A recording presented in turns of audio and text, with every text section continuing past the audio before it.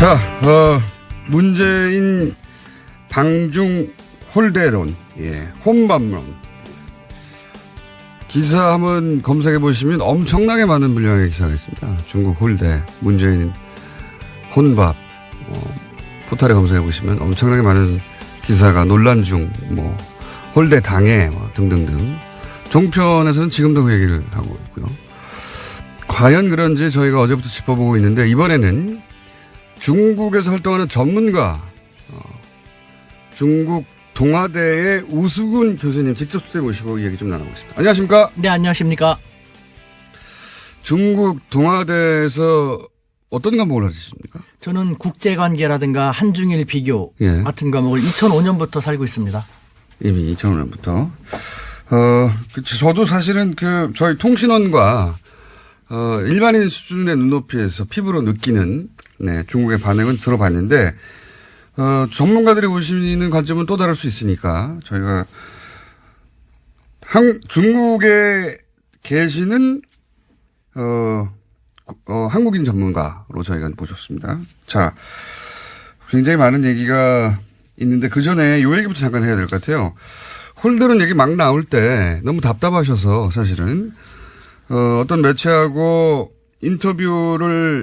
사전 인터뷰를 했는데 시간 관계상 그 인터뷰가 대부분의 이 홀대론에 대한 반박이었는데 그게 아예 통면집되고 안 나간 경우가 있었다고요? 지금 국내 미디어 분위기를 얘기하는 겁니다. 예.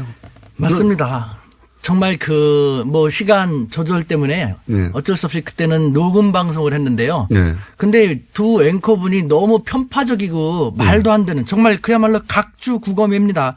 현실에 맞지 않는 고리타분한 옛날 얘기만 하고 이미 답은 정해놓은 듯한. 그래서 그것이 아니다. 우린 자유민주 국가이다. 양쪽의 의견, 양쪽의 입장도 들어보고 판단하는 게 낫지 않겠냐면서 조목조목 그분들이 모르는 것을 들려줬어요. 예를 들어서 홀대론이라고 몰아가는 것에 대해서 그거 잘못 알고 있는 거다 이렇게 해명해 주셨는데. 예, 그렇죠. 그래서 10여 분 동안 녹음을 다 마쳤는데 그 녹음 과정에서 남자 앵커분이 그럼 이건 어떠냐 이렇습니다. 그럼 이건 어떠냐 여자 앵커분이 이렇게 물어보고 그래서 그분들도 이해한 것 같았는데 느낌이 좀 안 좋았죠. 그래서 한 40몇 분 만에 후에 이제는 정식 방송 시간이 돼가지고 한번 들어봤어요. 그러니까 그 자리에서 제가 녹음할 때 제가 모르는 다른 분들도 있었는데 들으면서 끝난 다음에 끄떡끄떡이면서 교수님 말씀 들어보니까 맞네요. 우리가 중국 입장을 모르고 너무 일방적으로 생각한 것 같네요. 그렇게 동조해 주셨는데 막상 방송을 딱 들어봤더니 제 목소리가 아니라 다른 분 목소리 질문은 똑같고 그러니까 그 40몇 분 만에 올킬 시켜버렸더라고요. 제 방송을 아예 그냥 통편집. 그러니까 홀대론으로 이 방송을 몰아가야 되는데 교수님이 그게 아니라고 얘기하니까 교수님 답변 부분을 사전 녹음했던 걸 다 없애버리고 거기에 본인들의 취지에 맞게 답해 주는 사람으로 끼워 넣어가지고 다시 방송을 했더라. 그러니까 저는 이건 생방송은 그렇게 나왔더라. 헌법 위반입니다. 제9조 양심의 자유라든가 21조 1항 모든 국민은 언론 출판과 집회 결사의 자유를 가진다. 저는 제 양심에 따라서 국민들이 알 권리를 제공하기 위해서 반대되는 혹은 우리 사회에 알려지지 않은 그런 이야기를 들려줬는데 자기들의 입맛하고 맞지 않는다고 한다는 것은 반자유민주적인 그런 처사 아닙니까? 방송이 가끔 그렇게 할 경우가 있습니다. 수준이 너무 떨어진다든가. 죄송합니다. 더 노력하겠습니다. 어쨌든 굉장히 화가 나셨는데 제가 이 에피소드를 여쭤본 이유가 뭐냐면 지난주 내내 사실은 이렇게 홀대론으로 보수 매체들이 몰고 갔고 거기에 필요한 인터뷰만 땄거든요. 그래서 이제 보수 매체나 종편을 보시는 분들은 대부분 정말로 홀대를 받는 거구나. 정말로 아무도 안 만들어서 혼자 밥을 먹는 거구나. 이렇게 생각하게끔 유도하고 만들어냈어요. 근데 이제 중국에서 중국 뉴스를 봐도 안 그런데 왜 이러냐. 라고 그게 아니라고 이제 반론했던 것들을 다 킬시킬 만큼 그게 의도적으로 몰아갔다는 거죠. 자, 그러면 하고 싶으셨는데 못했던 이야기 혹은 그때 했는데 편집당해가지고 삭제된 이야기도 잠깐 여쭤보면 저는 궁금한 것이 이겁니다. 한중 정상회담을 바라보는 한국의 분위기는 우리가 잘 알아요. 이제 홀대론 혼밥론으로 대표되는 프레임. 실제 중국 내의 분위기, 그러니까 중국 미디어에 나온 이야기는 그나마 조금 접할 수 있습니다. 그런데 그게 아니라 중국 내에서 우리 미디어에 보도되지 않는 내용 혹은 중국 미디어에 보도되지 않는 내용, 속사정들 이런 게 있지 않습니까? 혹은 또 교수님이 이제 학교에 계시니까 주변에 지식인들의 이야기를 들을 수도 있잖아요. 중국 지식인들의 예. 이야기. 예. 언론에는 얘기 안 하지만 야, 사실은 이런 거야. 예. 그런 얘기가 궁금하거든요. 예. 자, 우선 우리 매스컴에서는 혼례를 당하겠다고 하는데 중국에서는 어떻게 바라고 있습니까? 속내가 뭡니까 이게? 예. 지금 참고로 뭐 제가 2005년부터 지금 예. 상하이에 쭉 있는데요. 제가 거기서 박사과정을 할 때 저랑 같이 공부했던 사람들이 시진핑 국가주석이 당시는 상하이 당석이 1인자였습니다. 네. 그분을 모셨던 참모진들. 아하. 지금도 같이 쭉 이야기를 하고 10몇 년 됐으니까 그야말로 호용호제하죠. 시진핑의 참모진들과 잘 아신다 이거죠? 그렇죠. 동문이다. 예. 그 중에서 시진핑 주석이 중앙으로 국가 부주석 주석으로 가면서 같이 데려가고 근무하다가 다시 내려오고 로테이션으로 도는 분들도 계시거든요. 오. 뿐만 아니라 왕후닝이라든가 한정 상하이 당서기 같은 경우도 요번에 7인 상무위원으로 들어갔거든요. 그분들도 제가 몇 번 만나서 그분들 참모진들하고 쭉 지냈어요. 교수님의 인맥이 훌륭하면 잘 알겠습니다. 그러니까 그분들을 통해서 제가 알 수 있었던 것 이것은 네. 한국 사회에 알려지지 않는 것이지 않습니까? 어떤 방송사였나요? 혹시 편집됐던 게 종편인가요? 아이 그거는 제가 이 양심상 말씀드릴 수는 없고요. 그건 그거는- 제가 알아서 나중에 말씀드릴게요. 예. 그런데 우리 사회에서는 홀대라고 하는데 네, 예를 그쪽에서는? 들면은 중국에서는 그러는 것이죠. 내가 이제 며칠 전에도 그분들하고 연락을 했는데요. 아니 우 교수 좀 한국이 해도 너무한 것 아닌가. 한국이 25주년 한중 수교 25주년 기념을 올해 내 하고 내년서부터 새롭게 하자라는 측면에서 그렇죠. 좋은 발상에다 해갖고 받아들여줘서 다른 것도 아닌 정상의 방문에는요. 사적 방문, 실무 방문, 공식 방문, 뭐 국빈 방문 랭킹이 있는데요. 네. 국빈 방문을 해줬다. 네. 국빈 방문도 중국에서는 1년에 몇 차례밖에 안 해요. 전 세계 국가 원수를 상대로. 그 정도로 중국은 한국하고 껄끄러운 관계를 빨리 풀고 가기 위해서 이렇게 노력을 했는데 홀대가 아니라 정반대인데 즉 시진핑 주석은 중국 국내에서 야 한국은 시진핑 너가 사드 반대했는데 사드를 배치하고 또 4개를 더 배치하겠다라는 얘기가 나올 정도로 계속해서 당신의 체면을 구기고 따귀를 때리는데 당신은 왜 이렇게 굴욕적으로 한국에 이렇게 잘해주느냐. 거꾸로 네. 중국에서 왜 굴욕적인 외교를 하느냐. 시진핑 주석은 그런 얘기를 들을 정도인데 한국은 너무 일방적으로 자기들의 입장만 얘기하니까 이것이 정말 제대로 잘 파악하고 있는 것이냐. 한국의 입장이 아니라 한국의 보수 매체가 만들어내는 프레임인데 그렇게 알려주시면 되고. 근데 예. 그게 포털을 통해 너무 많이 퍼지니까 정말 한국 전체가 그렇게 생각하는 것처럼 오해할 수 있고. 근데 그게 아닌데 이제 중요한 건 여기서 거꾸로 중국에서는 아니 중국 사드 그 철수 안 했는데 왜 이렇게까지 국빈 방문을 해주고 당신이 너무 굴욕적이다라는 얘기가 오히려 내부적으로 있다. 보십시오. 이것이 홀대라든가 무시가 절대 될 수가 없다라는 것은요. 예를 들면은 시진핑 주석이 홀대하고 무시하려고 했더라면요. 국빈 방문을 받아들여줄 리가 없어요. 당연히 그렇겠죠. 일본을 보십시오. 일본 아베 총리 아직 중국 한 번도 방문 못했습니다. 5년째 방문 못하고 있죠. 받아들여지지 않고 있어요. 제3국에서도 억지로 얼마 전에 만나줬죠. 뭐 받아들여줄 필요가 없지 않습니까? 그런데 우리는 말씀드린 것처럼 다른 방문도 아닌 국빈 방문을 했고 만약에 시진핑 주석이 마음이 안 좋고 홀대하려고 했더라면요. 시진핑 주석이 만나기 전에 7인자인 장까오리 그 사람의 한자 이름이 우리의 고려시대의 고려랑 같습니다. 발음을 까오리라고 하는데 나는 까오리 고려라는 이름을 갖고 있어. 이만큼 우리는 한국하고 친해하면서 대통령이 시진핑 주석을 만나기 전에 그 사람 먼저 만나서 막 너스레 떨면서 했지 않습니까? 만약에 1인자인 국가주석이 별로 불쾌하게 생각하고 홀대하려고 했더라면은 7인자에 불과한 사람이 그렇게까지 너스레 떨면서 할 수가 없거든요. 여러 가지 정황을 볼 때 이것은 홀대가 될 수 없어요. 더군다나 진짜 홀대했더라면요. 요번에 시진핑 주석이 사드 한국이 적절히 처리해 주길 하면서 넘어갔고 그다음에 가장 중요한 삼불 원칙. 예. 삼불 원칙 같은 건 전혀 언급도 안 했지 않습니까? 언급도 안 했죠, 아예. 예. 그다음에 2인자, 3인자도 되게 좋게 반응을 보였고 되게 우호적으로 대해줬고 어떤 걸 하나 보더라도 홀대하고가 거리가 먼데. 혼밥은요? 혼밥. 이게 혼밥 나오는 같은 거 보십시오. 네. 우리가 이제 너무 일방적으로 생각하는데 중국이 지금 한국하고 사이가 안 좋지 않습니까? 네. 그런데 말씀드린 것처럼 국빈 방문으로 초대해줬어요. 그리고 그때마다 시진핑 주석이 다 찾아가서 아니면 2인자, 3인자가 찾아서 식사하고 그러면요. 중국 국내의 민심을 보십시오. 시진핑 주석을 바라볼 정적도 많습니다. 절대 권력을 지는 과정 속에서 상당히 많은 적을 만들었으니까요. 민심도 안 좋거든요. 사드를 배치해갖고 중국이 위험하게 됐다라는. 그런데 어떻게 몇 개니 다 할 수 있습니까? 어느 정도 기본적인 중국의 메시지. 우리는 당신들을 국빈 방문으로 초청을 합니다. 받아들입니다. 그것은 개선하고 싶다는 것입니다. 그렇게 해주면서 지켜보는 것이죠. 중국 국내 민심도 의식을 하면서 어떻게 몇 끼니 다 그렇게 할 수 있습니까? 이게 너무 일방적인 우리의 요구인 것이죠. 비현실적인. 그러면 실제 이 식당을 선민식당을 방문한 것이 중국 일반에 미친 영향은 뭡니까, 보시기에? 그것은 아주 잘하신 거예요. 예를 들면요. 저는 요번에 대통령이 이미 방중하기 전에 예. 이번 방중은 상당히 결실이 있겠다라는 생각이 들었는데요. CCTV 인터뷰했지 않습니까? 방송하기 전에. 중국에. 그런데 그걸 갖다 우리는 악마적인 편집을 했다는데 그만큼 너무 자의적으로 해석하는 것인데요. CCTV에서 대통령은 우리는 삼불 원칙 우리 기존 입장을 견제하겠다. 바뀐 거 하나도 없거든요. 네. 그것만 얘기했어요. 그런데 중국이 바랬던 것은 중국이 이번에 문재인 대통령에 입에서 확인하고 싶었던 것은 딱 하나였습니다.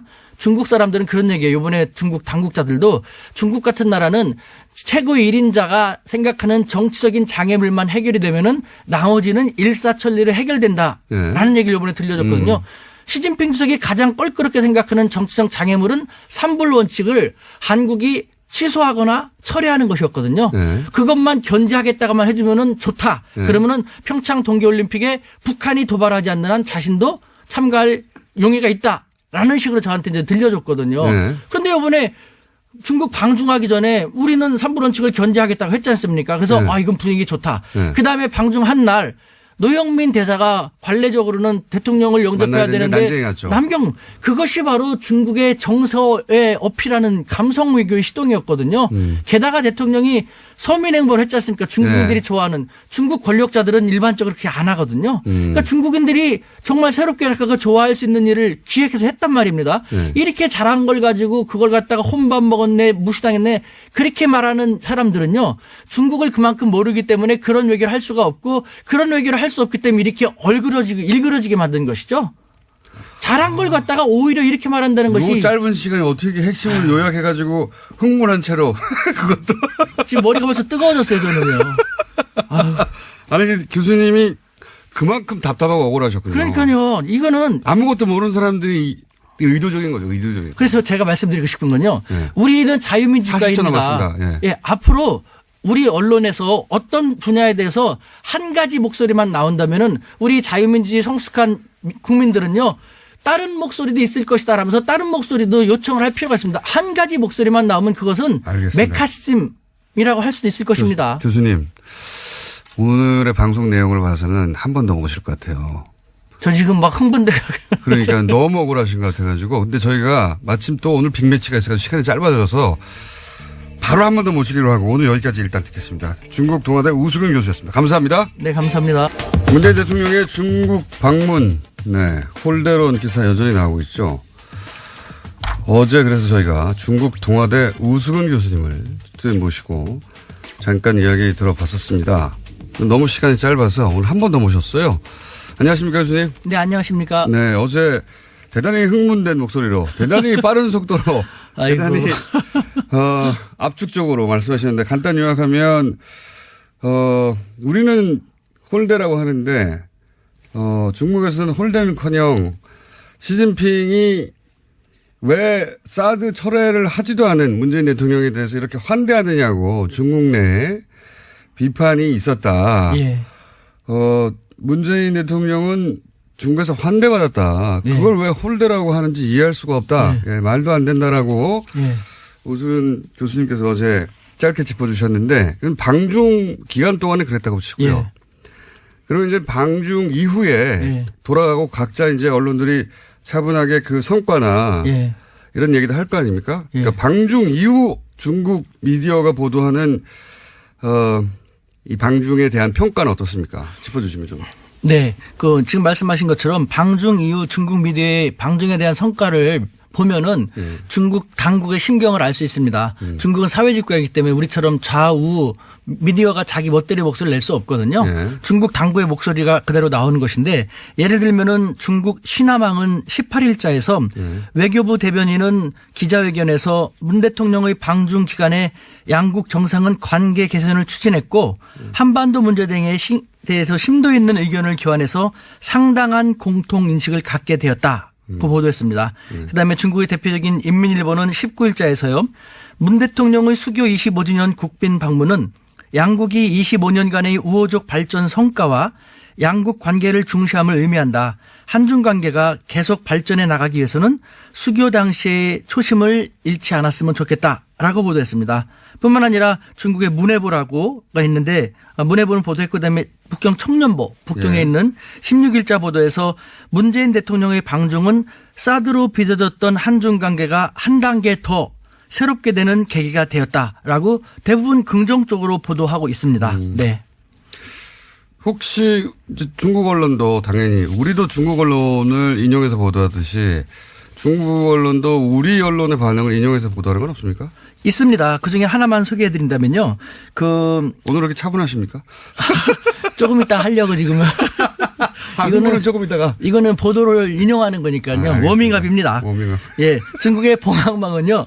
19일자 보도에서 우리 언론을 인용하는 가운데 네. 문 대통령은 최근 한중 정상회담을 마치면서 예. 그동안의 외교 공백을 잘 정리해왔다 하면서 한중 관계를 긍정적으로 평가했습니다. 네. 뿐만 아니라 그 해방일보는요. 문 대통령의 방중 관련돼서 한국의 언론 매체는 비판적 보도를 했다.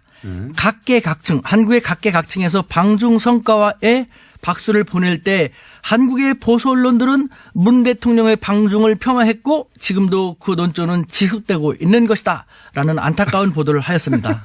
네. 아, 우리 언론들 다 보고 있군요. 예. 네. 이게 참 희한한 일입니다.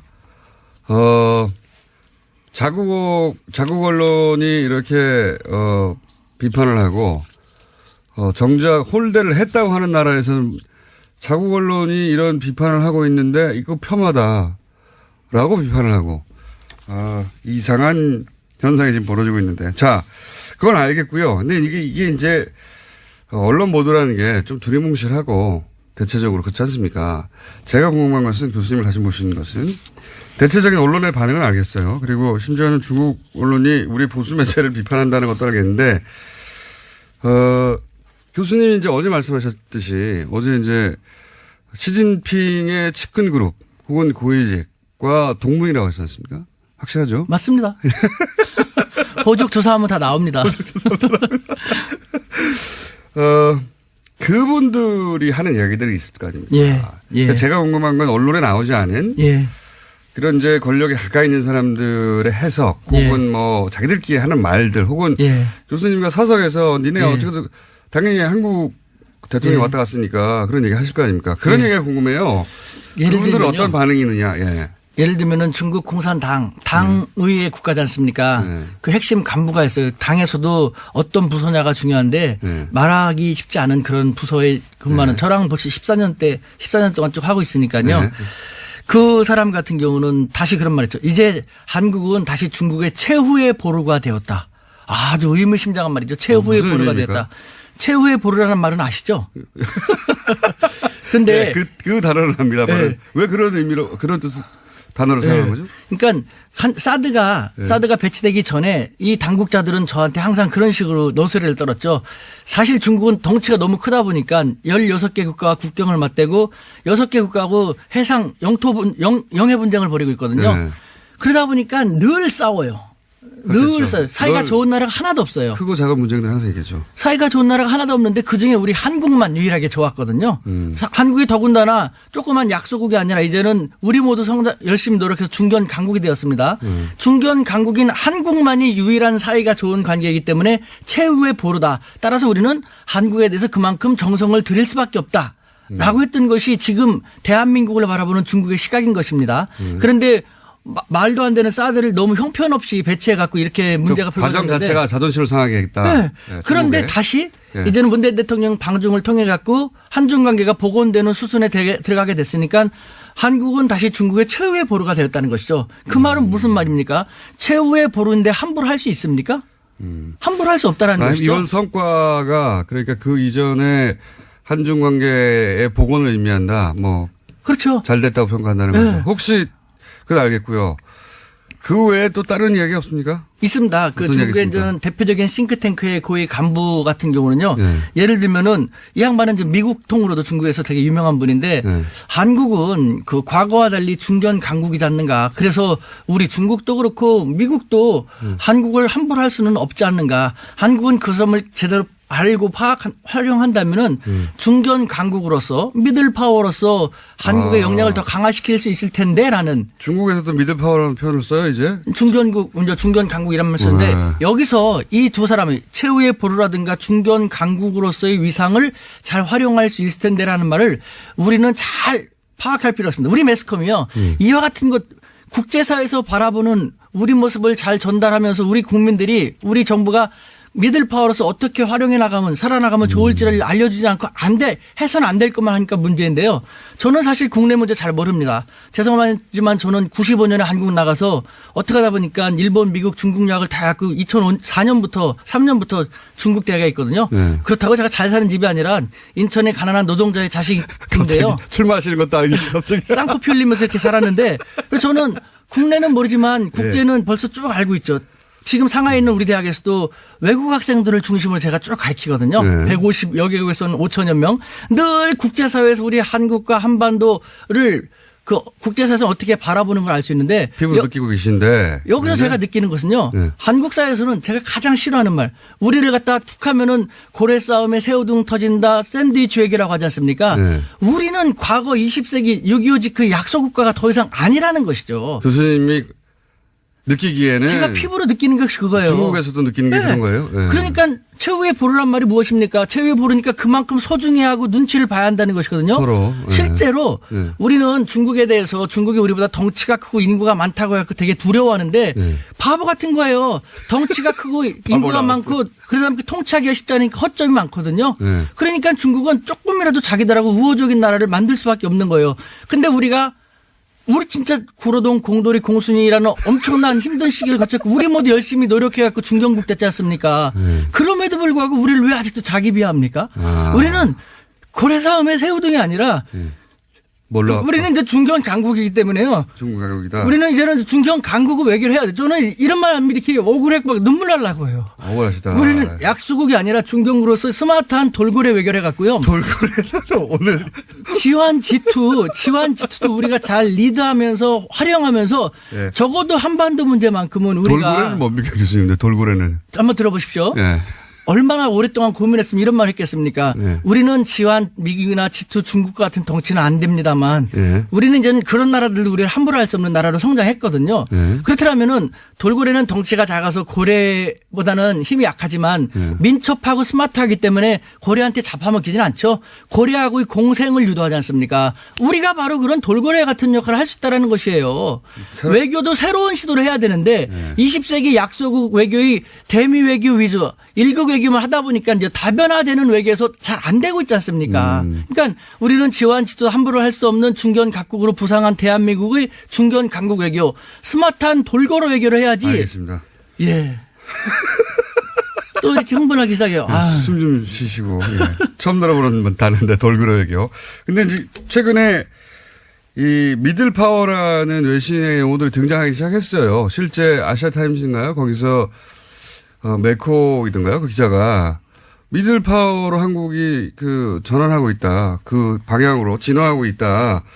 근데 지금 이제 교수님 열받으신 건 이 중국 홀덴이 이게 다 이제 소위 약소국이 당하는 거 아니냐. 자기 비하예요. 예. 자기 열등의식이에요. 지나친 컴플렉스. 그러니까 매스컴들이 몰라서 아십니까? 저는 아까도 말씀드린 95년부터 밖에 나가서 쭉 살았지 않습니까? 알겠습니다. 그럼 거기서 느끼는 것은요. 네. 국제관계에 있어서 예. 치명적으로 우리 국민들을 우롱하고 우리 국민들을 잘못 이끌고 있는 것. 저는 벌떼 민족주의라는 표현을 썼는데 10년 전부터 예. 벌떼 여왕벌을 잘 만나서 좋은 방향을 이뤄내면 좋은 결과를 나타내지만 잘못된 여왕벌을 만났고 잘못된 방향은 다 죽지 않습니까? 우리는 4대 강국 틈바구니에 끼어있는 가장 작은 나라이기 때문에 단결력이 강하거든요. 근데 이 단결력이 강한 우리 한민족을 잘못된 지도자라든가 이상한 매스컴들이 잘못 이끌고 나가면 우리가 다 힘들어지게 되는 거예요. 이게 바로 마찬가지지 않습니까? 최근에 이 중국의 그 그러니까 방중 외교가 홀대를 당하고 있다. 문재인 대통령이 홀대를 당하고 있다고 하는 것도 그 관점에서 사실이 아닌데 또 이런 식으로 반응하는구나 하고 화가 나셔서 지금 흥분하신 거죠? 매스컴이 가장 문제예요. 이거는 보십시오. 제가 이제 강연 같은 걸 많이 나가는데 제 강연을 1시간이나 1시간 반 정도 들으면 딱 알아요. 저는 차이나 현상이란 말을 벌써 오랫동안 썼는데 무슨 말인지 아십니까? 차이나 현상이? 차이나 현상은 중국 관련된 현상이겠죠? 예. 하하하. 어떤 거냐면요. 똑같은 저도 뭐 공장장님도 똑같은 한국인입니다. 예. 그런데 중국이라는 동일한 객체에 대해서 한국에서 한국 매스컴을 통해서 파악하는 중국에 대한 인식과 저처럼 한국인이 중국에서 직접 생활하면서 느끼는 중국에 대한 인식상의 차이에 엄청난 차이가 난다 해서 그렇죠. 차이나 현상이에요. 엄청난 차이 나겠죠. 우리 매스컴은 중국에 대해서 부정적인 것만 많이 하지 않습니까? 비판적인 거. 가장 큰 오해가 뭡니까? 가장 큰 차이가.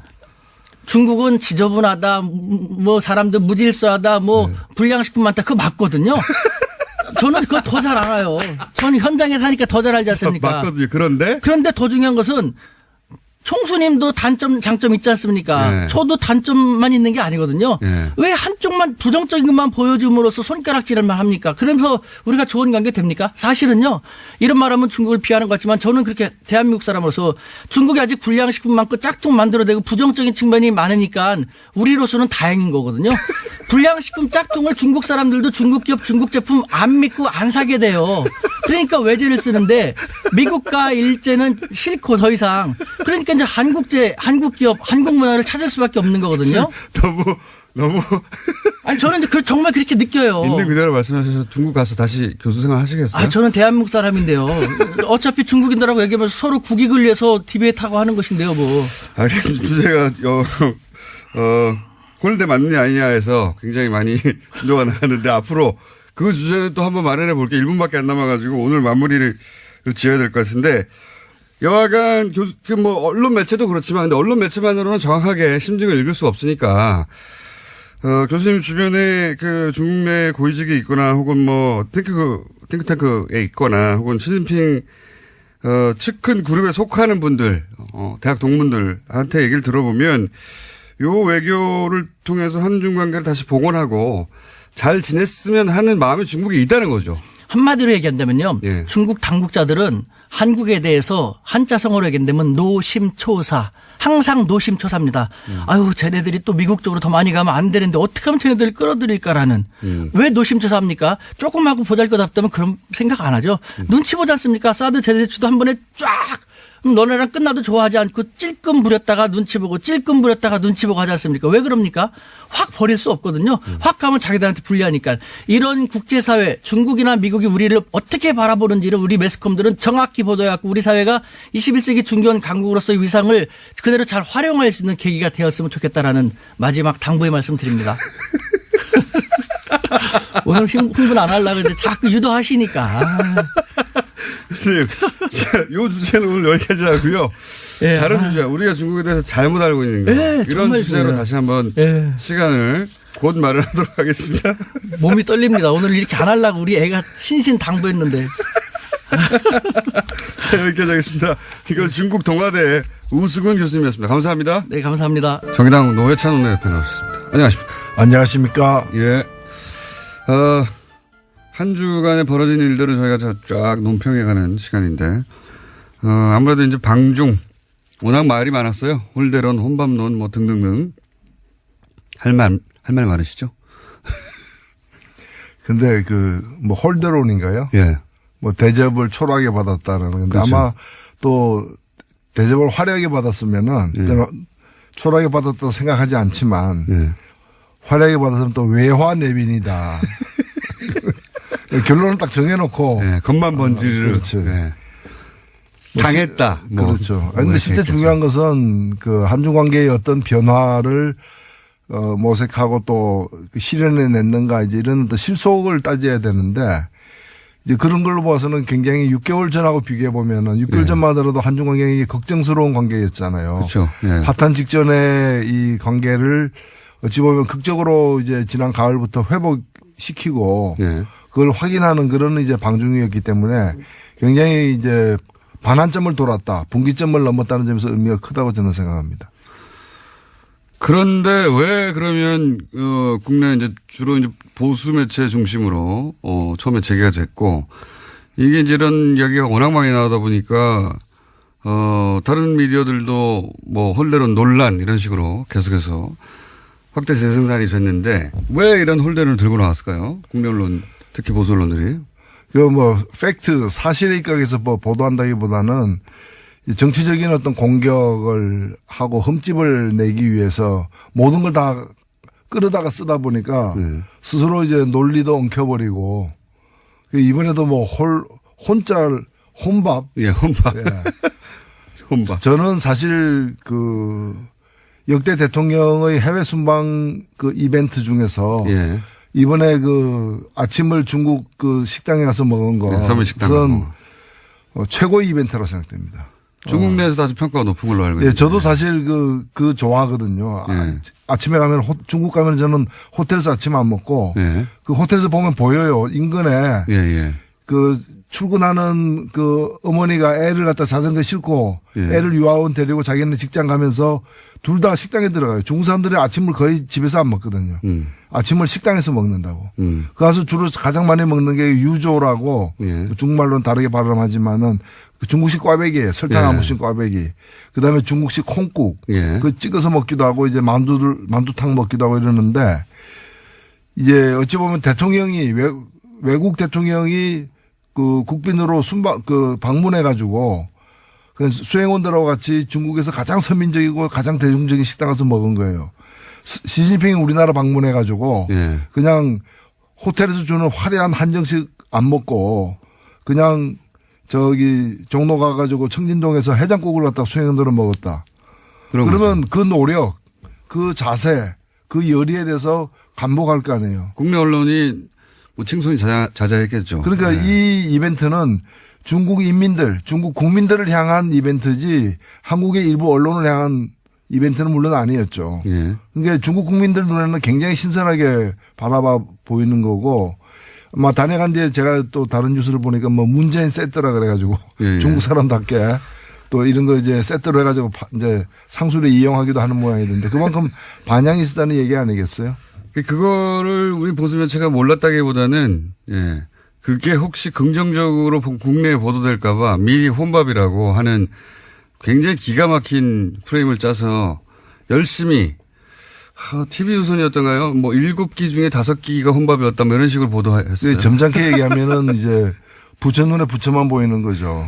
그러니까 실제로 일본에 보면은 그 외톨이가 돼가지고 예. 밥도 혼자 먹고 그런 이미지. 혼자 밥 먹는 걸 갖다가 사람들이 쳐다볼까봐 두려워가지고 화장실에 가서 혼자 밥 먹는 경우도 있어요. 우리나라 대통령 중에도 그런 분이 있었잖아요. 프랑스 가가지고 외국 갈 때마다 전자레인지를 갖다가 호텔방에 갖다 놓고 혼자 데펴가지고 뭘 데폈는지는 잘 모르겠지만 한국에서 가져간 거 데펴다가 혼자 먹는 그게 일본어로 치면은 그 혼자 화장실 가서 밥 먹는 아이와 같은 상태라고 보는 거죠. 그런 걸 혼밥이라고 불러야지. 지금 이거는 어찌 보면 굉장히 저돌적으로 중국 사람들에게 그 마음에 파고들기 위해서 나는 이렇게 노력한다는 처절하게 보여주는 거거든요. 맞습니다. 이거 뭐 총리하고 아침밥 먹는 것보다 100배 낫죠. 100배 효과적인 그 전략적 외교 선택한 거라고 보고 실제 문재인 대통령이 아니라 박근혜 전 대통령이었던 보수 매체는 이걸로 가지고 아주 입이 마르게 칭찬을 했겠죠. 예, 했을 텐데 그 진짜 혼밥이라고 생각해서가 아니라 그렇게 초라하고 외교도 못하고 평가도 못 받고 외국에 나가봐야 같이 밥 먹어주는 사람도 없다. 이런 이미지를 더 씌우려고 한 거였겠죠. 예, 이걸 엄청나게 보도했어요. 근데 엄청나게 혼밥이라고. 정말 악의적이었는데.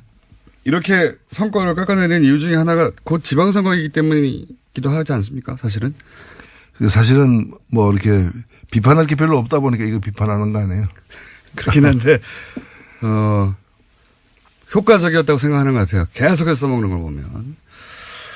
그러면 이 중국 방문에서 여전히 남은 과제는 뭐라고 보십니까?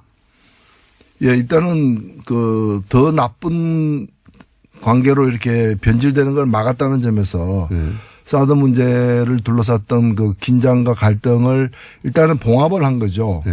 근데 왜 봉합하냐 완전히 해결해야지. 근데 지금 당장에는 완전히 해결할 방법이 없는 거예요, 사실은. 절대 없습니다. 절대. 없기 때문에 더 악화되지 않도록 일단 만들어 놓은 것도 저는 성과라고 보고 이제 이걸 어떻게 잘 관리해 나가는 게 앞으로의 숙제인 것이죠. 뭐 그런 점에서 제가 볼 때는 양국 다 굉장히 그 노력을 나름대로 하고 있다고 보입니다. 원래 중국은 사실은 이런 외교 문제가 있으면 외교 문제라는 게 예를 들어 전쟁이 나서 어느 한쪽에 항복하기 전까지는 봉합이거든요. 대부분 외교 문제라는 게. 어떻게 각자 이해가 다른데 완전히 해결합니까? 전쟁 나서 한쪽이 이겨서 한쪽이 점령하기 전까지 혹은 항복하고 누군가의 어느 일방의 요구를 굴욕적으로 최선이 안 되면 차선이고 최악을 막기 위해서 차악을 선택하는 게 외교인 거죠. 자, 그런 과제는 여전히 남아 있다. 이 봉합. 봉합 이상의 해결책은 사실은 없어요, 현재는. 일단은 봉합이죠. 예. 일단은 봉합이고 전쟁할 때도 보면은 그 휴전을 하는 것이지 무슨 불가침 조약을 맺는 게 아니잖아요. 한 단계는 그렇게 나가는 거고 이번에 저는 하여튼 아까 말씀드렸습니다마는 그 아침을 갖다가 충칭인가요? 거기서 예. 아침을 갖다가 그 중국의 가장 서민적인 식당 가서 먹은 그 이벤트, 그 혼밥 이벤트를 예. 만든 혼밥 사람은 이벤트. 저는 상 줘야 된다고 봅니다. 상 줘야 된다, 오히려. 오히려 상을 줘야 된다. 혼밥 이벤트라고 하시면 안 되고, 서민식당 이벤트. 그렇죠. 자, 고평가는 그렇게 하시고, 지금 정치권에서 핫한 게 두 가지가 하나는 통합을 이제 한다. 곧 선언할지도 모른다. 크리스마스 선물 뭐 이런 얘기도 나오고 있고요. 본인에 대한 선물이겠죠. 다른 사람들에 대한 선물이 아니라 선물 이야기도 나오고 있고 또 한 가지 덩어리는 자유한국당에서 이제 당협위원장 교체, 당협위원장 교체라는 게 일반인들한테는 크게 와닿지 않은데 국회의원들한테 생존권이거든요. 이게 굉장히 큰 일이 있었습니다. 그 관련해서 내부에서 이걸 왜 했느냐, 누가 바뀌었느냐, 누군 들어가고 못 들어갔느냐 말들이 있는데 우선 통합 선언하겠죠? 여기까지 왔는데. 일단은 선언은 하겠죠. 예. 근데 그 선언이 이제 끝나는 것이 아니라 선언이 이제 당헌 당규에 따른 절차를 이행해야 법적인 효력을 가지는데 그 이행하는 것에는 뭐 난관이 여러 가지가 지금 있는 거죠. 지금 반대하는 사람들은 전당대회를 하자고 하고요. 안철수 대표는 아마도 뭐라 부릅니까? 그 전당원 투표요. 예. 모두 당원인 사람 모두 이제 투표권을 가지고 왜냐하면 호남 지역에서는 그 지지하지 않는 통합을 반대하는 사람이 많지만 다른 지역에 또 여론을 다룰 수 있으니까요. 전당원 투표를 하자고 하는 것 같고 예. 반대하는 쪽에서는 무슨 소리냐. 당원 당규상 전당대회 해야 되는데 이러고 있습니다. 그러니까 여기 합의가 안 되면 사실 이혼할 가능성도 상당히 높아져 있습니다. 그렇죠. 뭐 그러니까 바른정당 입장에서는 그 선거연대까지도 할 수 있다라고는 어떤 가장 약한 어떤 결합으로서 그러면서 이제 가장 세게는 이제 일부에서는 또 이혼하고 와라. 이혼하고 와라. 오히려 그게 더 낫다. 일부를 도려내고 오는 것이 자기들은 더 낫다. 뭐 이렇게 보는 쪽까지도 있는데 일단은 완전한 통합은 그렇게 쉽지는 않을 것 같아요. 양쪽 다. 물론 통합을 하게 이 드라이브를 계속 가서 이제 통합까지 가려고 하면 국민당 내부에 당에 남아있을 수 없다고 하는 사람들도 있겠죠. 그러니까 산수, 그러니까 지금 각각 소속 의원들의 산술 합으로 통합된 당의 의원들 수가 유지되지는 않을 것 같아요. 적어도. 그렇죠. 예. 지금 39명 중에서 뭐 14명 정도는 완강히 반대하는 분들이니까. 최소한 뭐 10명 정도 나가버리면 들어오는 것보다 많아지니까 숫자가 더 줄어들거든요. 숫자가 줄어들음에도 불구하고 이제 하려는 이유가 숫자가 중요하지 않다 지금은. 그렇죠. 예. 예. 그 보수 재편의 그림 속에서 진행되는 게 아닌가. 예. 결국 중도 보수로 규합해가지고 범보수로 확장하는 예. 그걸 갖다가 이제 대권 전략으로 이제 보는 거죠. 안철수 대표는 그러니까 진보 진영의 유권자들이 그쪽에서 지지 기반이 본인이 약하다고 판단한 것 같아요. 그래서 떠나는 겁니다. 지금 사실은. 본인의 정체성을 새롭게 발견한 거죠. 알고 보니 보수였다. 뭐 이래가지고.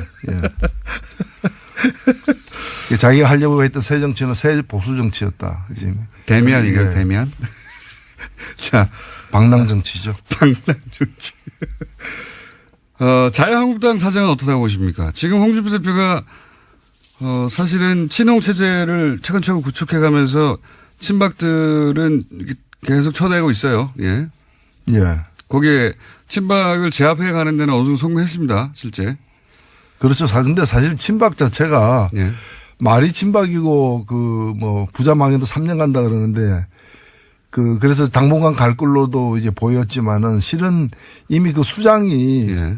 지금 서울구치소에 있는 것이고 나머지들도 거의 지금 체포동의안이 이렇게 제기되거나 또는 네.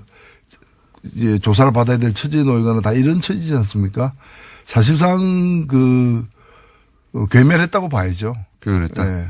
그러면 남아있는 양측은 홍준표 대표하고 김무성 전 대표 이 정도 되는 거 아닙니까? 지금 그렇죠. 예. 그게 이제 신주류 세력이라 봐야죠. 근데 홍준표 대표하고 김무성 전 대표가 그렇다고 친박 몰아내고 당권을 장악하는 데까지는 갔지만 둘이 그냥 잘 지내기만 하려지는 않을 거 아닙니까? 예, 거기는 이제 다음 시즌이죠. 다음 시즌에서 싸울 상대죠. 이렇게 이번 시즌에는 힘을 합해야 되는 거고 예. 다음 시즌에서는 서로 싸워야 되는 그런 운명적 관계죠. 유여해 최고위원이 이 당협위원장에서 탈락한 거는 어떻게 보십니까? 예, 그건 아마 이제 그런 게 일종의 파퓰리즘이죠. 재물로 바친 거죠. 예. 제물로. 로마 원형 경기장 같은 데서 이제 관중들이 다 이렇게 손가락을 땅 쪽으로 향하는 그런 상황에서 이제 재물을 던져준 거죠. 자, 유해 최고위원은 재물이라고 지금 표현됐는데 저희가 한번 연결해 볼게요. 나중에 재물이라고 표현됐는데 어떻게 생각하시냐고. 홍준표 대표 본인도 대법원의 최종 판단이 내일 모레네요. 예, 모레 나오는데. 네, 이번 주에 주요 재판들이 이렇게 대법원에 여러 개가 사실 있는데 그 중에 하나하고 아마 이거는 아무도 예측하기 힘든 지금 그런 상황이 그러니까요. 같습니다. 파기환송되면 안철수 대표에게 좋은 겁니다. 유승민 대표하고. 그렇죠? 네. 예. 자유한국당이 흔들려서 나중에 구속력이 약해지면 흡수하려고 하니까요. 떨어져 나오는 분들 좋은 거고. 만약에 대법원이 이제 무죄를 확정해 버리면 그러면 홍준표 체제가 더 공고히 되겠죠. 근데 그럴 파기환송되게 되면은 이 자유한국당이 이제 친박이 되살아나는 게 아니기 때문에 예. 어찌 보면은 바른정당 같은 어떤 자유한국당을 모태로 해가지고 보수를 개혁해 보겠다는 예. 그런 계획을 가진 사람들이 오히려 이게 새로운 기회를 주는 측면도 있죠. 맞습니다. 예. 복당파하고 이렇게 되면 바른정당이 오히려 자유한국당으로 돌아가야 된다고 생각하는 사람들이 그런 많아요. 분들의 목소리가 높아질 수밖에 없죠. 그렇죠. 예. 그래서 안철수 대표의 계획도 안 될 수도 있겠네요. 또 예. 바른정당이 저쪽을 더 바라봐서 지난 시간에 또 꼭 얘기했어야 앞으로 꼭 얘기해야 되는 내용 중에 하나가 개헌 문제 있지 않습니까? 네. 선거구 개편제. 이거 좀 어려운 얘기여서 다들 그리고 아직 시간이 좀 남아서 안 하고 있는데 정의당 입장에서 만약에 개헌을 한다면 지금 자유한국당이 반대하고 있기 때문에 사실 어렵습니다. 어렵긴 어려운데 원래는 자유한국당이 먼저 꺼낸 얘기죠. 개헌은. 네. 먼저 끄는 얘기고요. 그다음에 이제 개헌 시기가 요즘에 이제 쟁점이 되어버렸는데 지방선거 내년 2018년 지방선거까지 개헌을 완료한다. 예. 즉 지방선거 투표하는 날 개헌 국민투표도 함께 하겠다는 것에 대해서 모든 대선 후보들이 약속을 했고 특히 예. 홍준표 당시 대선 후보는 이렇게 문서로 서명까지 했었어요. 예. 서명까지 했기 때문에 이 약속은 지켜야 되고 박근혜 전 대통령이 들고 나왔었고 자유한국당이 그때 강하게 드라이브를 걸었었고 사실 지금 개헌하자는데 반대하는 정당은 아무도 없었어요 그때. 예. 그래서 지금 이 개헌을 갖다가 이제 안 하겠다는 거 아닙니까? 근데 자유한국당은 지금 안 하겠다고 하는 거죠. 예. 예. 그래서 저는 약속은 지켜야 되고 약속 못 지켜서 면허 반납해야 되는 거죠. 면허 반납. 예. 이거는 정당 등록 취소감이라고 저는 그렇게 생각합니다. 등록 취소감입니다. 자유한국당은 왜 반대할까요? 내세우는 거는 이제 지방선거에 불리하다는 건데 아니 네. 헌법을 갖다가 30년만에 고치는데 1개 지방선거 지방선거 중요하지 않다는 뜻이 아니라 선거 한 번에 유리하냐 불리하냐를 가지고 할 부분이 아니고 그리고 어차피 자유한국당은 내년 지방선거 불리해요. 개헌 안 한 데서 유리해지는 것도 아니고 어차피 불리한데 더 불리할 것도 저는 없다고 보고 그래서 일단은 전국의 주도권을 갖다가 이제 뭐 정부 여당이 쥐게 될 거 우려한다는 건데 네. 그것도 저는 뭐 그것 때문에 개헌을 반대한다는 것 자체가 이유가 되지 않는다고 봅니다. 근데 자유한국당이 반대하면 어쨌든 개헌안이 통과될 수가 없지 않습니까? 지금 의석수상. 개헌안을 누군가가 모르겠습니다. 국회에서는 아예 합의가 안 될 것 같고. 그래서 저는 예. 그 점을 갖다가 자유한국당을 최대한 압박해야 된다. 일단은 약속을 지키라고 해야 되는 것이고 약속을 못 지키겠다면 그 국민들에게 사과해야죠. 약속을 못 지키게 됐다고. 그리고 개헌을 갖다가 할 생각이 없다면 국민들에게 사기를 친 거 아니에요. 그건 정말 정당을 해산해야 되는 것이고 그게 아니라 시점을 조금 바꾸면 좋겠다. 예. 뭐 이때는 불리하니까 뭐 2달 후에 3달 후에 하겠다고 한다면 그것까지는 봐줄 수 있다는 거죠. 그렇다면 그 약속을 국민들 앞에 공언하라는 거죠. 그런 점에서 개헌 열차를 멈출 이유는 없다. 개헌 열차가 6월 지방선거 때 투표하기로 했다면 그 6월 13일 역에는 서야죠. 근데 그걸 안 쓸 생각인 것 같아요. 안 쓸 생각이라면 그럼 그 다음 역이 어디냐. 예. 그거라도 국민들에게 밝혀라는 거죠. 밝혀도 지킬까요? 그러니까 저는 그렇게 안 지킬 것 같으면은 예. 이 운동장을 떠나라 이렇게 얘기를 해야 되는 거죠. 운동장을 떠나라. 현실적으로 자유한국당이 반대하는 한 개헌을 할 방법이 없었습니까, 사실. 국회를 통과하지 못하니까. 그건, 부차적인 문제는 아니지만 그건 그대로 두고 만약에 개헌을 한다면 꼭 포함되어야 하는 내용이 뭡니까? 정의당 입장에서. 선거구제 개편이죠. 예, 뭐 여러 가지가 사실입니다. 저는 정의당은 기본권 신장과 지방분권을 네. 강조하는 게 기본이고요. 특히 기본권과 관련해서도 해서 이 노동권을 갖다가 복원시키는 네. 재헌의회 수준으로 우리가 이 정부를 처음 만들 때 네. 헌법을 처음 설계할 때의 정신으로 돌아가는 그래서 지금 그동안에 독재 정권들이 들어서면서 부당하게 기본권들을 제약한 특히 노동상권을 제약한 부분을 갖다가 회복시키는 내용 그다음에 선거와 관련해 가지고 비례성의 원칙을 선거에 못 박는 예. 이제 헌법 조문에다 못 박는 비례선거의 원칙을 좀 더 자세히 설명해 주시면요. 네. 이제 국민의 민심 그대로 선거 결과에 반영될 수 네. 있도록 하는 이거는 여러 가지 측면 하나는 이제 선거 제도와 관련해서 지금의 선거 제도가 예를 들면 가장 비근한 예로 정의당이 7.3% 얻고 의석을 7.3% 가지는 게 아니라 의석은 2%밖에 못 가지는 예, 이런 문제들. 그다음에 인구 대비로 표의 등가성 문제. 예. 그 농촌의 한 표가 도시의 2표하고 비슷한 지금.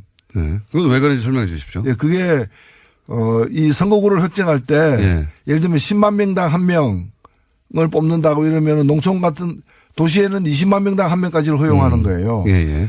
독일 같은 경우에는 1.5 이상이 되면은 위헌이다.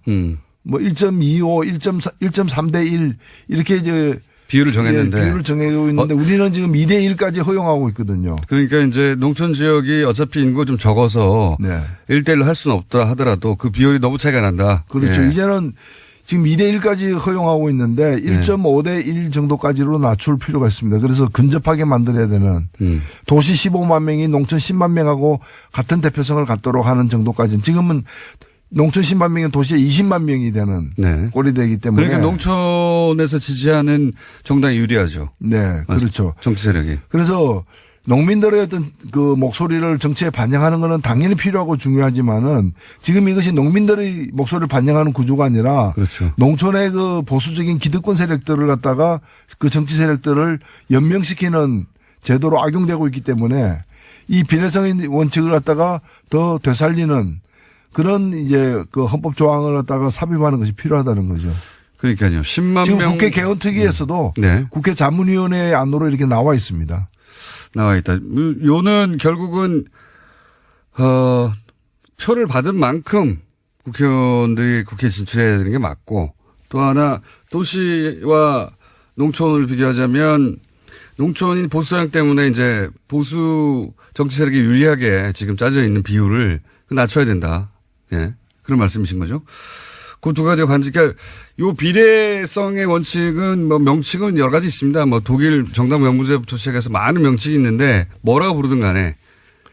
그리고 지금 권력구조에 대한 여러 가지 안들이 나와 있지만은 어떤 권력구조가 채택되든 국회의 권한이 다소 지금보다 많아지는 건 사실이거든요. 예. 그렇다면 국회의 권한을 지금처럼 잘못된 선거제도를 가지고 뽑힌 국회의 권한을 더 높이는 것은 더 문제가 있을 수 있기 때문에 국회의원을 민심이 그대로 반영되는 선거제도가 전제된 후에 그 속에서 새로 뽑힌 국회의원들이 권한이 다소 높아지는 거라면 몰라도 현재와 같은 상태에서 국회의 권한이 더 높아지는 것은 바람직하지 않을 수도 있다. 저는 그렇게 봅니다. 정의당 입장에서는 이제 내각 책임제도 지금 뭐 현재 일당이 될 수 없으니까 내각 책임제도 괜찮다, 좋다 이런 입장이죠. 이론적으로 보면은 내각 책임제가 가장 우수한 제도라는 것은 뭐 이론이 없습니다. 누구나 예. 다 인정하는 거고요. 문제는 타이밍의 문제인데 그것을 지금 우리의 국민들의 요구, 그다음에 정치 문화, 예. 그다음에 국회에 대한 어떤 신뢰 정도 여러 가지를 종합했을 때 국회의원의 실력도 넣죠. 그렇죠. 그것이 또 정당 정치의 어떤 발전 정도 이런 것들이 지금 당장의 내각제를 실현할 정도가 되느냐 안 되느냐에 대해서는 다양한 판단이 사실 있는 건데 개인적으로는 어떻게 생각하십니까? 저는 내각제가 훌륭한 제도로 생각하지만은 지금 당장에 예. 국민들의 동의를 얻기에는 여론조사 결과가 나타나는 것처럼 쉽지 않다는 예. 생각을 갖고는 있습니다. 물론 방향은 우리의 내각제 방향이지만 예. 근데 더 위험한 건 뭔가 하면은 소위 분권형 대통령제라는 이름 하에 숨어 있는 이원 집정제. 예. 뭐 대통령은 외치, 그다음에 그렇지. 수상은 내치. 예. 그리고 대통령은 권한을 한 20% 갖고 국회에서 선출된 국무총리는 한 80%의 권한을 갖는. 예. 저는 이건 굉장히 위험한 방식이라고 생각들어요. 왜냐하면 4천만 명의 국민이 뽑은 사람은 20%의 권한을 갖고 예. 300명의 국회의원이 뽑은 국무총리는 80%의 권한을 갖고 예. 그리고 내치 외치를 어떻게 구분합니까? 개성공단은 내치입니까 외치입니까? 한미 FTA는 내치입니까 외치입니까? 그 뒤에 깔린 의도는 뭐라고 보십니까? 그건 대통령 당선되기 힘든 집단들이 예. 권력을 서로 나눠 먹기 위해서 너는 20%짜리 권한을 갖는 대통령, 우리끼리 모여가지고 우리는 80%의 권한을 갖는 실세형 총리. 예. 이렇게 해서 그래서 자기들 모이는 그 약속 장소를 제3지대라고 붙이고 제3지대에서 모입시다. 뭐 이렇게 해가지고 모여가지고 뭔가를 그래서 새로 뽑히는 대통령은 임기를 갖다가 5년이 아니라 줄이겠다. 예. 줄인 다음에 이 개정된 헌법을 가지고서 이제 분권형 대통령제를 실시하겠다는 것이 지난 대선에서 그렇죠. 일부 당선 가능성 없는 연합의 예. 어떤 그런 과제였죠. 뭐 자기들이 그러죠. 단독으로 단성이 안 되니까 힘을 모아서 그거 힘을 모으니까 이해가 달라지니까 어떻게 나눌 것인가 하는 가운데 그런 아이디어가 나온 거죠. 예. 그래서 저는 정리를 해야 된다고 봅니다. 이 대통령의 권한이 과도하게 헌법상에 많이 있다면은 그걸 국민이나 국회로 이렇게 또는 지방정부로 넘기는 예. 그런 권력을 갖다가 좀 이렇게 조정하는 것은 필요하다고 봐요. 그러나 그것의 대안으로 분권형 그것에 대안으로 이원 집정부제 예. 이런 걸 대안으로 내놓는 것은 굉장히 위험천만한 발상이다. 나눠 먹으려고 하는 사람들이 만들어낸 발상. 국민을 위한 개헌이 돼야 되는데 일부 정치인을 위한 개헌이 되도록 내버려둬서는 안 된다 저는 봅니다. 오늘 좀 심각한 얘기를 했습니다. 네. 근데 이 개헌 이야기는 아직은 시기가 이르다 싶기도 하면서도 한편으로는 이제 시간도 없어요, 별로. 이제는 해야 됩니다. 그리고 네. 국민들에게 해온 약속이고 네. 마지막 개헌한 지 30년이 됐습니다. 그 이전에 40년 동안 9번 개헌하고 30년 동안 개헌 한 번도 안 했거든요. 그래서 묵은 숙제를 갖다가 털어버리는 그런 개헌이 필요하다고 봅니다. 현실적으로는 근데 쉽지 않은 상황이다. 네. 오늘은 여기까지 하겠습니다. 지금까지 정의당의 노회찬 원내대표였습니다. 감사합니다. 네, 감사합니다. 자, 오늘은 코너명 없이 그냥 박지원 코너로 하겠습니다. 정치 구단주. 정치 구단주. 네. 박지원 전 대표 나오셨습니다. 안녕하십니까. 진짜 안녕 못합니다. 진짜 안녕 못합니다. 진짜 안녕 못하실 것 같아요. 개인적으로도 당으로도 국가로도 네. 이렇게 처참할 수가 없습니다. 우선 그 부인 수술은 잘 되셨나요? 뭐 수술은 잘 됐다고 하는데 네. 얘기하지 않겠습니다. 네. 저를 울리지 마십시오. 쾌유를 빌고요. 감사합니다. 다른 이야기는 지금 뭐 할 계제가 아니고 우선 제가 궁금한 게 궁금한 게 한 가지 두 가지겠어요? 지금 우리 안철수 대표 하는 꼴 보면은 5만 가지가 다 궁금하지. 우선 의총에 안 나온 것은 원래 안 나오기로 한 겁니까? 원래 나오기로 한 겁니까? 의총은 하루 전에 소집이 됐고 예. 당대표 일정은 하루 전에 고지가 됩니다. 예. 저도 병원에 있었지만은 문자를 통해서 안철수 대표가 참석하겠다는 걸 밝혔죠. 예. 일정이 나왔어요. 예. 그런데 세상에 어떤 당대표가 주요한 사항은 의총에서 얘기를 해야지 의총 3시간 전에 통합 발표하고 정작 의총은 무서워서 못 나오고 도망쳐버리는 도철수가 된 겁니다. 도철수. 그러니까 이건 통합이 아니고요. 보수야합 합당입니다. 그래서 우리는 통합이라고 질문하면 앞으로 김공장장 안철수 편하고 똑같기 때문에 대답 안 할 거예요. 그럼 합당 시도라고 할게요. 합당 시도. 그 정도면 중립적인 단어 아닙니까? 예. 합당 시도. 저도 원래 통합은 네, 김청수가 언제 중립적이지는 않죠. 아니 근데 안철수 미워하고 우리 국민의당 망하기 바라는 것은 뭐 잘 알고 있는데 망하기를 바라진 않아요. 지금 이 망할 조짐은 당내에서 만들어진 그런데 거지. 예. 바라지 않는다고 하지만 지금 망해 가고 있잖아요. 그러니까요. 제가 딱 지금 아주 기분이 제일 좋은 김청수일 거예요. 제 얼굴 표정이 그렇습니까? 아주 너무 행복해 보이네요. 대표님 얼굴도 한편으로는 행복해 보이기도 한데 제가 궁금한 것은 기자회견 미리 할 수도 있다고 봅니다. 중대한 사안은. 그런데 기자회견하고 3시간 후에 바로 달려오면 되지 않습니까? 달려왔어. 네. 의원들한테 설명하고 네. 설사 합당 반대파들에게서 많은 공격을 받더라도 당당하게 발표를 해야죠. 뭐가 무서워서 도망치고 뭐가 무서워서 피합니까? 그렇게 해가지고 앞으로 무슨 대통령 돼서 어려운 일 있으면 도망쳐버리고 이런 거 해가지고 대통령감이 되겠어요? 화가 단단히 나신 것 같은데 거기 모였던 의원들도 그런 분위기였죠. 당연히 그렇죠. 저도 그 대목은 진짜 이해가 안 갑니다. 그 기자회견이야 갑자기 급하니 또는 뭐 본인의 의지를 정확하게 전달하기 위해서 그랬다고 치고 그리고 이제 의총을 모았고 거기 이제 국회의원들이 다 기다리고 있는 거잖아요. 당내 의원들이. 당연히 그렇죠. 예. 기자회견을 했던 뭐 의도나 배경이나 이런 걸 설명하면 되는데 온다고 했다가 안 온 거죠. 갑자기. 도망쳤다니까요. 도망쳤다니까요. 아니 현장을 기피하는 그런 지도자가 어디 있습니까? 문재인 대통령 후보가 광주에 갔을 때 광주 공항에서 한 20여 명이 오지 마라. 지난 총선 때요. 그렇죠. 예. 이렇게 데모를 하니까 문재인 대통령이 뒷문으로 나갔어요. 예. 그것을 두고 얼마나 비난했습니까? 당당하지 못하다고. 오긴 왔는데 뒷문으로 갔다고. 그렇죠. 예. 정치인은요. 예. 저처럼 달걀을 맞더라도 맞는 게 좋습니다. 그래서 그러한 현장을 도피하지 않고 만나서 설득을 하고 또 그분들의 의견을 듣는 것이 정치인이지 안철수식 정치인은 소통하러 전국을 돌아다닙니다. 라고 하면서도 광주에서도 부산에서도 춘천에서도 자기 편들 버스로 동원해가지고 거기에서 통합합시다. 이 얘기 듣고 소통했다고 하면은 그런 소통 하루에 100번도 할 수 있습니다. 문제는 반대파들의 얘기를 들어봐야 되는 거예요. 그래서 저는 문재인 대통령에게도 야당과 소통을 하십시오. 오죽했으면은 김명수 대법원장 인준 표결을 앞두고 왜 대통령께서 야당 대표들에게 전화하지 않습니까? 공개적으로 몇 번 얘기했더니 문재인 대통령께서 해외 나가시면서 비행장으로 가시면서 안철수, 김동철 두 대표에게 전화해가지고 풀어나갔지 않습니까?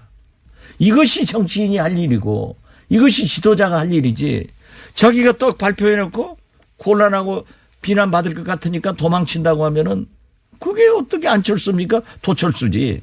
도철수. 근데 언론에서는 정면 승부라고 하던데요. 아, 그게 자충수 든 거죠.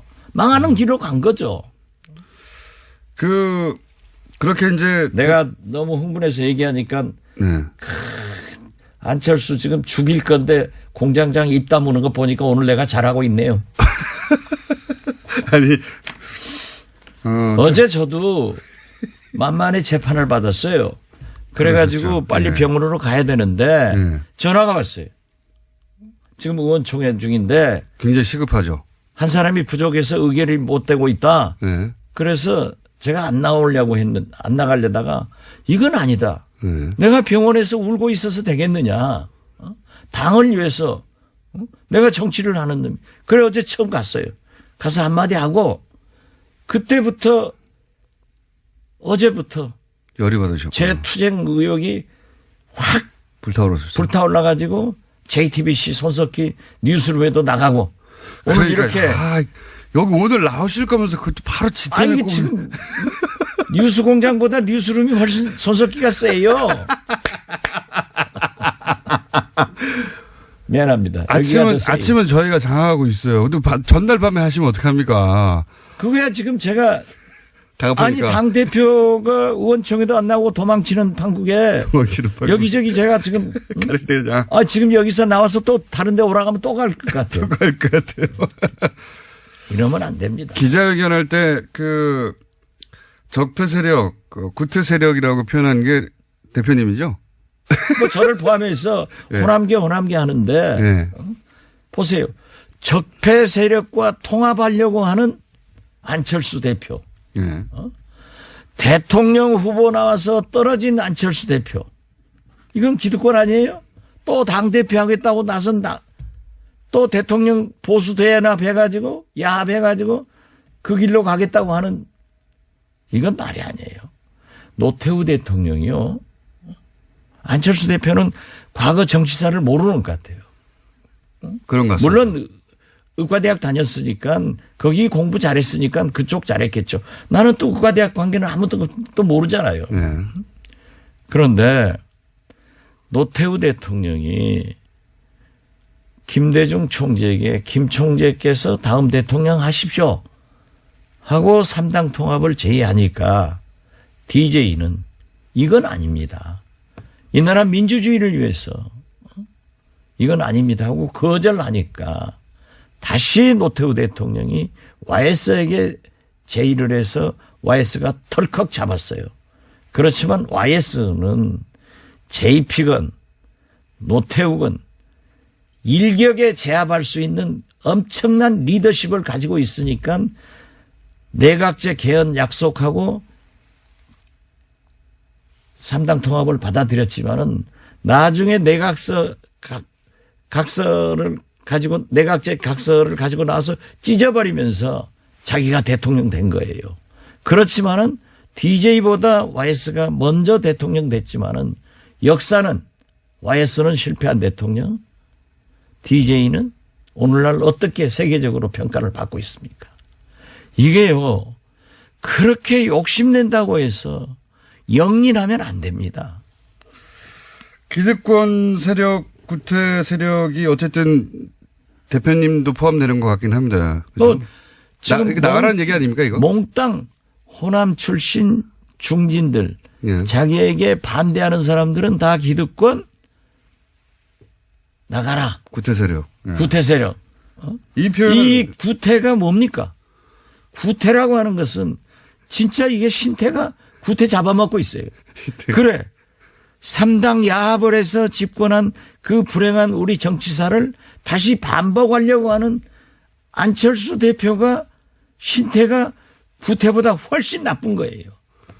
나는 구태를 인정합니다.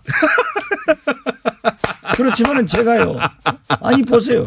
예. 저처럼 예. 개혁에 몸을 던진 사람 없습니다. 저는 그 국회의원들이 매년 하는 출판기념회 한 번도 안 해봤습니다. 저는 모든 관훈상제 한 번도 오픈해보지 않았습니다. 제가 만약 출판기념회 관훈상제 다 오픈해서 했으면은 1위 10억씩 들어왔을 거예요. 저는 안 했어요. 하죠. 예. 실제로 제가 아무것도 안 했어요. 예. 그거 유명합니다. 안 하시는 걸로. 뭐 DJ에 우리 동교동에 음흉한 그런 과거의 정치가 있었어요. 예. 그러나 제가 모시기 시작했던 DJ는요. 정치자금 가져오는 것 다 법에 의거해서 반환시켰어요. 그러니까 저는 과거에 그러한 것을 인정을 하지만은 저는 하지 않았고 제가 알고 있는 DJ도 그런 일을 안 했기 때문에 제가 걸린 거 없잖아요. 저를 검찰에서 정권에서 다 잡아놓으려겠지만 항상 저는 승자였지 패자는 아니었어요. 뭐가 구태입니까? 좋은 구태는 지켜나가야 되고 신태 더 나쁜 짓 하는 것은 악태지. 오늘 제가 박지원 대표님 오래 알았는데 이렇게 눈에 살기가 거의 살기 수준으로 초롱초롱 원래 선거하실 때 모든 사람이 피곤해 하실 때 박지원 대표님은 성공을 하면 나는 힘이 나 하시는 분이거든요. 그렇죠. 네. 근데 그 이상의 아주 그냥 에너지가 그냥 뿡뿡뿡 나오고 있습니다. 유창선 박사가 SNS에 글을 올리는 걸 읽어보니까 네. 박지원하고 안철수하고 그렇게 가까웠다. 안철수 대통령 그랬죠. 후보 때 예. 그렇게 헌신적으로 박지원이라고 하는데 그랬죠. 그건 불과 몇 개월 만에 예. 이렇게 헤어지는 것은 잘해준 사람한테 그렇게 하는 안철수의 인격이 의심스럽다는 정도로 글을 쓰셨더라고요. 그분도 안철수 대표의 지지자였는데. 그렇죠. 예. 네. 그런데 좀 싫은 소리 하면 딱 끊어버리는 거예요. 지금 대표님은 이것을 과거에 이제 3당 야합의 반복이라고 보시는 거죠? 당연히 그렇죠. 저는 처음부터 이건 3당 야합의 길로 가는 거고 제2의 와이스의 길을 간다. 네. 이렇게 보고 있습니다. 그리고 안철수 보수하고 손잡으려고 대표는 한다 이렇게 보시는 거고. 진보 쪽으로 와서 대통령 돼보려다가 네. 안 되니까 중도, 극중주의, 뭐 공화주의 이름도 잘 져요. 네. 자꾸 옮겨가더니 이제는 적폐 세력과 손을 잡고 보수 야합을 해서 합당을 해서 집권의 길로 간다고 하지만은 역사의 흐름은 한 단면을 잘라서 보면은 아주 지저분하지만 전체의 흐름은 도저히 좋은 방향으로 흘러갑니다. 안 됩니다. 그리고 자기가 얘기하는 통합, 합당도요.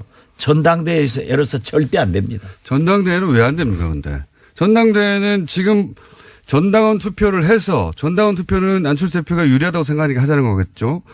해서 거기서 통합 방향으로 여론이 우세하게 나오면 그런 다음에 전당대회를 열어서 밀어붙여서 이제 통과시키겠다는 거잖아요. 그렇죠. 전략은. 예. 자기가 자기 머리만큼 상대도 좋아요. 네. 박지원 대표님 머리 좋습니다. 저 못 당해요. 그러나 오늘 당무회의 한다는데 당무회의는 당권파가 다 잡고 있잖아요. 지명직을 안 했고 네. 당연직만 하고 있기 때문에 당직자건 예. 뭐 최고위원이건 사무총장이건 다 가지고 있는 거예요. 예. 통과될 거예요. 당연히 통과되겠죠. 그리고 또 당원 투표를 하더라도 예. 이게 안철수 당이기 때문에 예. 된다고요. 호남에서 모르지만 다른 지역에서 또 우세하겠죠. 아니 네. 수도권에서도 어렵죠. 네. 그렇지만 근데 전체적으로 보면 될 수 있다. 전체적으로 보면 될 수 있는데 네. 왜 전당대회를 하려고 하느냐 네. 하면은 전당대회는 대표당원을 지역위원회에서 선출하게 돼 있습니다. 한 10,000명 되지 않습니까? 네. 네. 그렇기 때문에 우리 현역 의원은 자꾸 호남 의원, 네. 호남 중진하는데 예. 호남에 23명이 있고 예. 비호남권에 4명밖에 없어요. 네네. 4명이가 5명 뭐. 그렇기 때문에 그리고 전부 원외위원장들 아니에요. 대부분 원외위원장이죠. 90%가 원외위원장이죠. 예. 거기에서 대표당원들이 오기 때문에 그러니까요. 될 수 있다. 그러니까 이렇게 하지만은 한마디로 말해서 호남 지역은 불리하지만 다른 원외위원장들은 대표당원을 그쪽에서 뽑으니까 틀림없이 그쪽에서는 통합하라고 하는 사람들을 많이 뽑아서 보낼 또 테니까. 호남에도 예. 10% 지지 세력이 그러니까요. 있죠. 그래서 합쳐서 안철수 당이니까. 그러나 그 전당대회를 소집하는 절차 예. 그리고 진행 예. 이런 것에서 그렇게 용이하게 안 됩니다.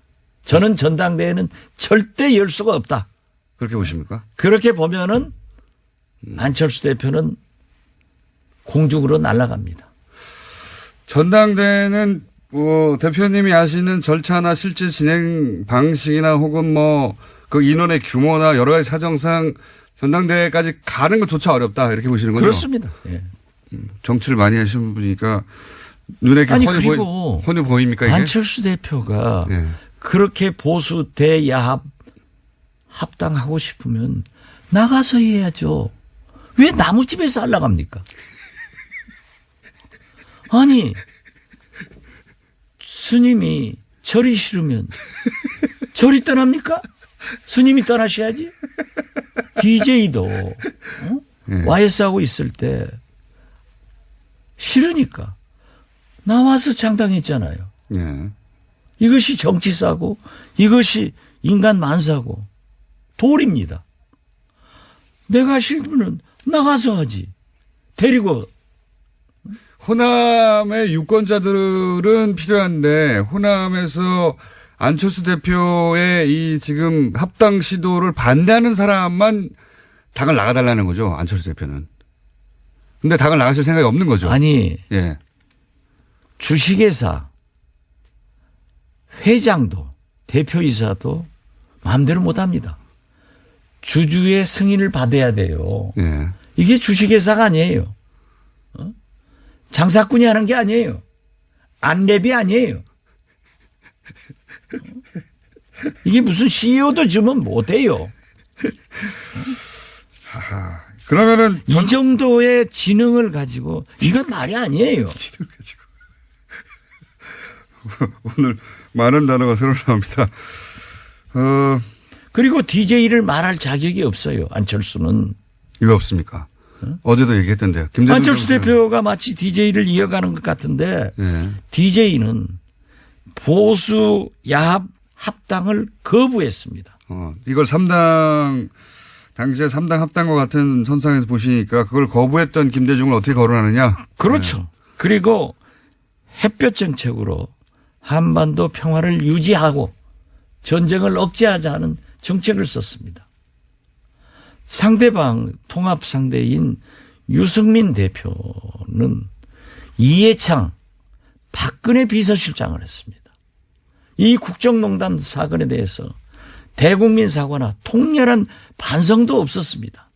그리고 유승민 대표가 사부로 삼고 있는 이해창 전 총재님은 지금도 김대중 대통령을 대통령으로 인정하지 않고 김대중 씨 운운하면서 대북 강경정책 상호주의를 주장하고 있지 않습니까? 그렇다고 하면은 아버지 보면 아들 보이는 거 아니에요. 여기하고 어떻게 이런 분들하고 같이 합니까? 그리고 지금까지 보면은 유승민 대표하고 안철수 대표를 비교하면은 족탈불급입니다. 지난 대통령 선거 때 TV 토론 안 봤어요? 유승민 대표한테 질질 끌려다니잖아요. 그래서 지금도 통합이니 합당이니 하지만은 유승민 대표에게 바른정당에게 끌려다니고 압도당하고 정체성도 가치관도 결국 그쪽 따라가면서 갈 거예요. 어제 JTBC 이걸 빤히 보이는데 왜 내가 왜 우리가 거길 따라가느냐? 따라가느냐. 예. 그러니까 그렇게 하고 싶으면 나가서 해라. 그러나 저는 지금 바른정당 입당하라는 겁니까? 뭐 입당을 하든지 통합을 하든지 그건 알아서 하고 저는 지금도 그래요. 안철수 대표에 대한 애정이 있기 때문에 나는 안철수를 반대하는 게 아니다. 통합, 야합, 합당을 반대하는 겁니다. 이제는 안철수 대표도 반대하시는 것 같은데 이제는. 이제 쌓여갑니다. 실제로 어제 JTBC 여론조사가 하나 어제 보도됐던데 합당을 하고 나서 당 지지율이 올라간다는 수치도 있지만 그 합당했을 때 당 대표가 누가 더 어울리냐는 유승민 대표가 더 맞다고 하는 수치가 훨씬 높더라고요. 그게 국민 생각이라니까요. 제가 오늘 얘기한 게 아니고 네. 그 족탈불급이라는 것도 오래전에 얘기했어요. 적탈불급. 그건 안 되는 거예요. 그리고 보세요. 안철수 대표하고요. 네. 딱 보면은 정치를 1년 이상 함께한 사람이 하나도 없어요. 안철수 대표가. 안철수 대표는 그건 천재적 소질이 있는 것 같아. 새 사람 만나서 쓰고 헤어지고. 그러니까 브레인이 없는 거예요. 자기 혼자. 물론 뭐 젊은 사람들 몇이 있겠지만은 이건 아닙니다. 전 브레인은 따로 있는 걸로 알고 있는데. 예, 그 브레인 말씀 아니더라고요. 자, 그런데도 불구하고 지금 여기까지 온 안철수 대표도 뒤로 물러설 수는 없습니다. 절대. 이제는 물러설 수 있는 라인을 넘어. 그게 지금 예. 전당대회를 공장장은 늘 예. 안철수를 미워하면서 생각해 주는 척 하는데 그게 망하게 유도하고 있는 거예요. 공장장 그 작전을 내가 빤히 알아요. 그런 짓 하면 안 돼. 공장장도 지도자라고 하는 것은요. 예. 추진하다가 뭐가 잘못됐으면은 과감하게 시정하고 돌아오는 리더십이 더 큰 지도자인 겁니다. 아니, 그러길 바라시겠지만 대표님도 아시잖아요. 제가 미워하는 게 아니고 안철수 대표는 돌아올 수 있는 선을 넘어가서 못 돌아옵니다, 이제. 그러니까 계속 가야 되는 거잖아요. 그건 공장장 희망사항이고 제가 볼 때는 대표님 희망사항 절대 아니에요? 돌아온다는 통합이고 게? 합당이고 안 되기 때문에 네. 저는 안철수를 반대하는 게 아니라 이게 그러면 안 돼요. 분열하면 안 돼요. 이 적은 집구석에서 분열해가지고 누구 쫓아는 거예요. 그러니까 안철수 대표가 포기하고 돌아오라는 건데 포기 안 하고 계속 가서 전당대회를 어렵다고 하셨지만 마침내 전당대회가 됐어요. 전당대회가 돼서 거기서 이제 실제 개표를 해보니까 합당하라라고 나왔어요. 그럼 어떻게 합니까? 아니 예. 콰이강의 다리를 며칠 몇 시 몇 분 몇 초에 폭파하겠다고 발표하고 폭파해요? 제 말은 시기는 아니어도 폭발을 하겠다. 아니, 그런 걸 우리는 지난번에 한번 얘기했던데 이 대화는. 이건 갑자기. 아니에요. 데자뷰네요. 예. 네, 그런 것은 얘기하는 게 아니에요. 예. 그리고 어쨌든 일단은 지금 전당대회 보십시오. 저지. 우리 국민들은 예. 통합이 좋냐. 누구하고 통합해라. 거기 지지합니다. 분열한다. 절대 지지 안 합니다. 단어 자체가 그렇습니다. 통합이라는 단어 자체가. 통합과 분열에 예.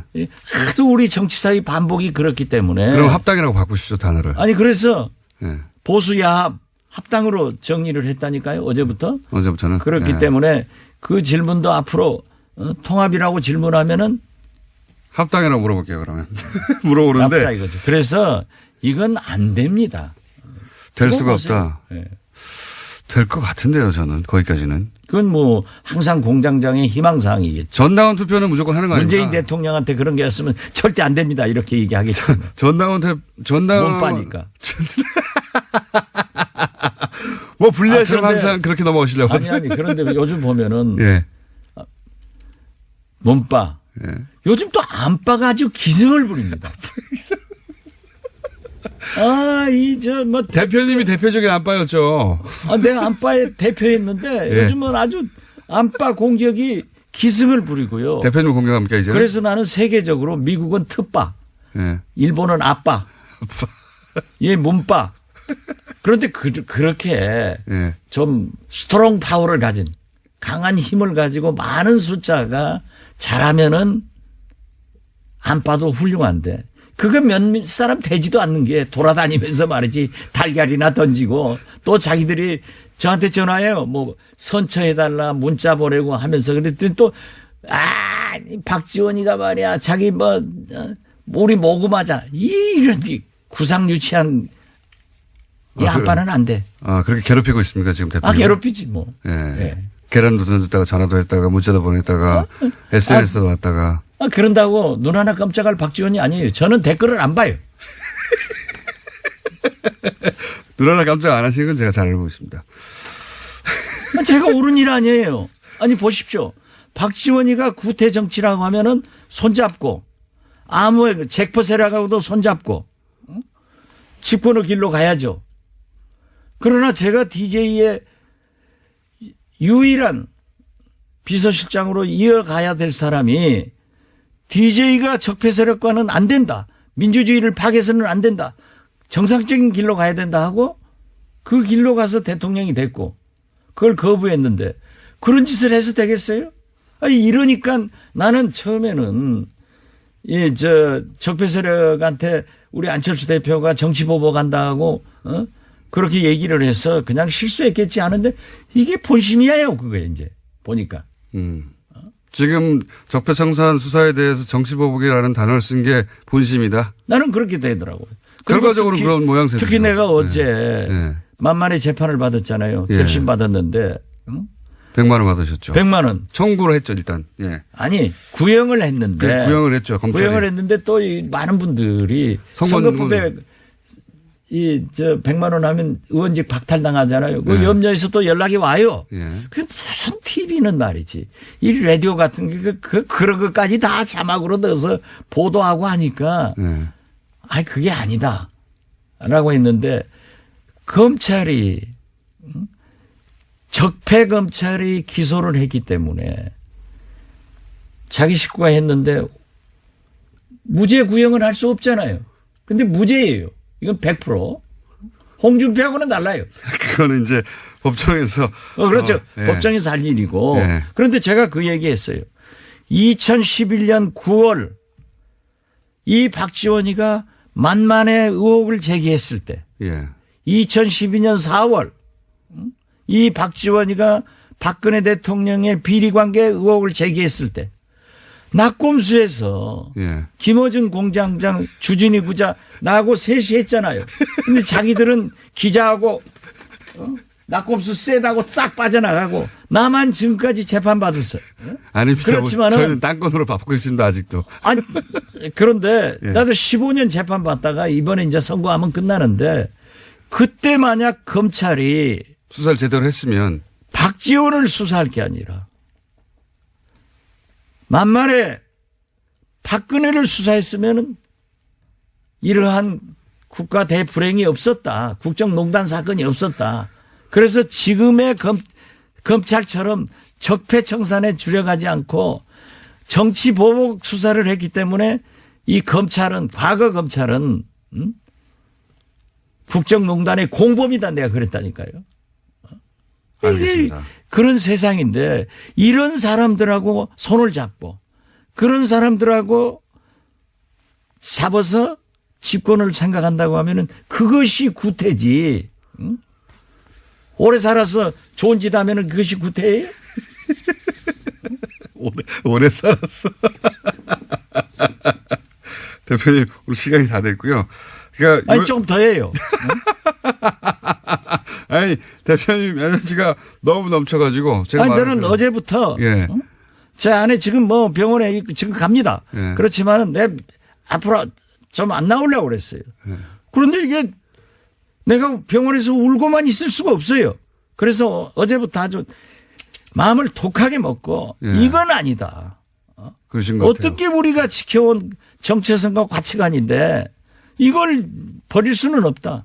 그래서 저는 정면으로 어제부터 싸우기 시작했습니다. 이렇게 흥분하시는 모습은 제가 처음 본 것 같습니다. 오랜 세월. 이게 구태예요?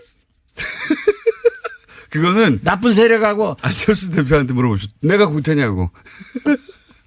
나한테 물어봤잖아요. 그러니까 다스는 누구 거냐고 물어서 내가 MB 거라고 얘기했잖아요. 그런데 구태냐고 물는 거. 그게 그 공장장이 구태예요. 네. 지금 화가 나셔가지고 보이는 사람마다 멱살을 잡고 지금 뭐 흔들고 계시는데 한마디로 말해서 그럴 거면 안철수 대표 나가라 이렇게 요약할 수 있겠네요. 우린 못 떠난다. 나가서 해야죠. 절 싫으면 스님이 떠나야지. 알겠습니다. 저를 어떻게 지금까지 열받은 박지원 전 대표였습니다. 감사합니다. 정치 구단주 정치구단주 박시험 전 대표였습니다. 다음부터는 그렇게 명명해 주세요. 알겠습니다. 감사합니다. 흥분해서 미안합니다. 그런데 어떻게 몇 끼니 다 할 수 있습니까? 어느 정도 기본적인 중국의 메시지. 우리는 당신들을 국빈 방문으로 초청을 합니다. 받아들입니다. 그것은 개선하고 싶다는 것입니다. 그렇게 해주면서 지켜보는 것이죠. 중국 국내 민심도 의식을 하면서 어떻게 몇 끼니 다 그렇게 할 수 있습니까? 이게 너무 일방적인 우리의 요구인 것이죠. 비현실적인. 그러면 실제 이 식당을 선민식당을 방문한 것이 중국 일반에 미친 영향은 뭡니까, 보시기에? 그것은 아주 잘하신 거예요. 예를 들면요. 저는 요번에 대통령이 이미 방중하기 전에 예. 이번 방중은 상당히 결실이 있겠다라는 생각이 들었는데요. CCTV 인터뷰했지 않습니까? 방중하기 공영방송 전에. 중국에. 그런데 그걸 갖다 우리는 악마적인 편집을 했다는데 그만큼 너무 자의적으로 해석하는 것인데요. CCTV에서 대통령은 우리는 삼불 원칙 우리 기존 입장을 견제하겠다. 바뀐 거 하나도 없거든요. 예. 그것만 얘기했어요. 근데 중국이 바랬던 것은 중국이 이번에 문재인 대통령의 입에서 확인하고 싶었던 것은 딱 하나였습니다. 중국 사람들은 그런 얘기예요. 이번에 중국 당국자들도 중국 같은 나라는 최고 1인자가 생각하는 정치적인 장애물만 해결이 되면은 나머지는 일사천리로 해결된다라는 얘기를 이번에 들려줬거든요. 시진핑 주석이 가장 껄끄럽게 생각하는 정치적 장애물은 삼불 원칙을 한국이 취소하거나 철회하는 것이었거든요. 네. 그것만 견제하겠다가만 해주면은 좋다. 네. 그러면은 평창 동계올림픽에 북한이 도발하지 않는 한 자신도 참가할 용의가 있다라는 식으로 저한테 이제 들려줬거든요. 네. 그런데 이번에 중국 방중하기 전에 우리는 삼불 원칙을 견제하겠다고 했지 않습니까? 그래서 네. 이건 분위기 좋다. 네. 그다음에 방중한 날 노영민 대사가 관례적으로는 대통령을 영접해야 만나야 되는데 되는데 난쟁이 났죠. 남경 그것이 바로 중국의 정서에 어필하는 감성 외교의 시동이었거든요. 게다가 대통령이 서민 행보를 했지 않습니까? 중국인들이 네. 좋아하는 중국 권력자들은 일반적으로 그렇게 안 하거든요. 그러니까 중국인들이 정말 새롭게 할까 좋아할 수 있는 일을 기획해서 했단 말입니다. 네. 이렇게 잘한 걸 가지고 그걸 갖다가 혼밥 먹었네 무시당했네 그렇게 말하는 사람들은요. 중국을 그만큼 모르기 때문에 그런 외교를 할 수가 없고 그런 외교를 할 수 없기 때문에 이렇게 일그러지게 만든 것이죠. 잘한 걸 갖다가 오히려 이렇게 말한다는 것이 요 짧은 시간에 어떻게 핵심을 요약해가지고 흥분한 채로 그것도. 지금 머리가 벌써 뜨거워졌어요 저는요. 아니, 교수님이 그만큼 답답하고 억울하셨군요. 그러니까요. 이거는 아무것도 모르는 사람들이 의도적인 거죠. 의도적인. 그래서 제가 말씀드리고 싶은 건요. 네. 우리는 자유민주 40초 국가입니다. 남았습니다. 예. 앞으로 우리 언론에서 어떤 분야에 대해서 한 가지 목소리만 나온다면은 우리 자유민주주의 성숙한 국민들은요. 다른 목소리도 있을 것이다라면서 다른 목소리도 요청을 할 필요가 있습니다. 한 가지 목소리만 나오면 그것은 알겠습니다. 메카시즘이라고 할 수도 있을 것입니다. 교수님, 오늘의 방송 내용을 봐서는 한 번 더 오실 것 같아요. 저 지금 막 흥분돼. 그러니까 너무 억울하신 것 같아가지고. 근데 저희가 마침 또 오늘 빅매치가 있어서 시간이 짧아져서 바로 한 번 더 모시기로 하고 오늘 여기까지 일단 듣겠습니다. 중국 동아대 우수근 교수였습니다. 감사합니다. 네, 감사합니다. 문재인 대통령의 중국 방문, 홀대론 기사 여전히 나오고 있죠. 어제 그래서 저희가 중국 동아대 우수근 교수님을 모시고 잠깐 이야기 들어봤었습니다. 너무 시간이 짧아서 오늘 한 번 더 모셨어요.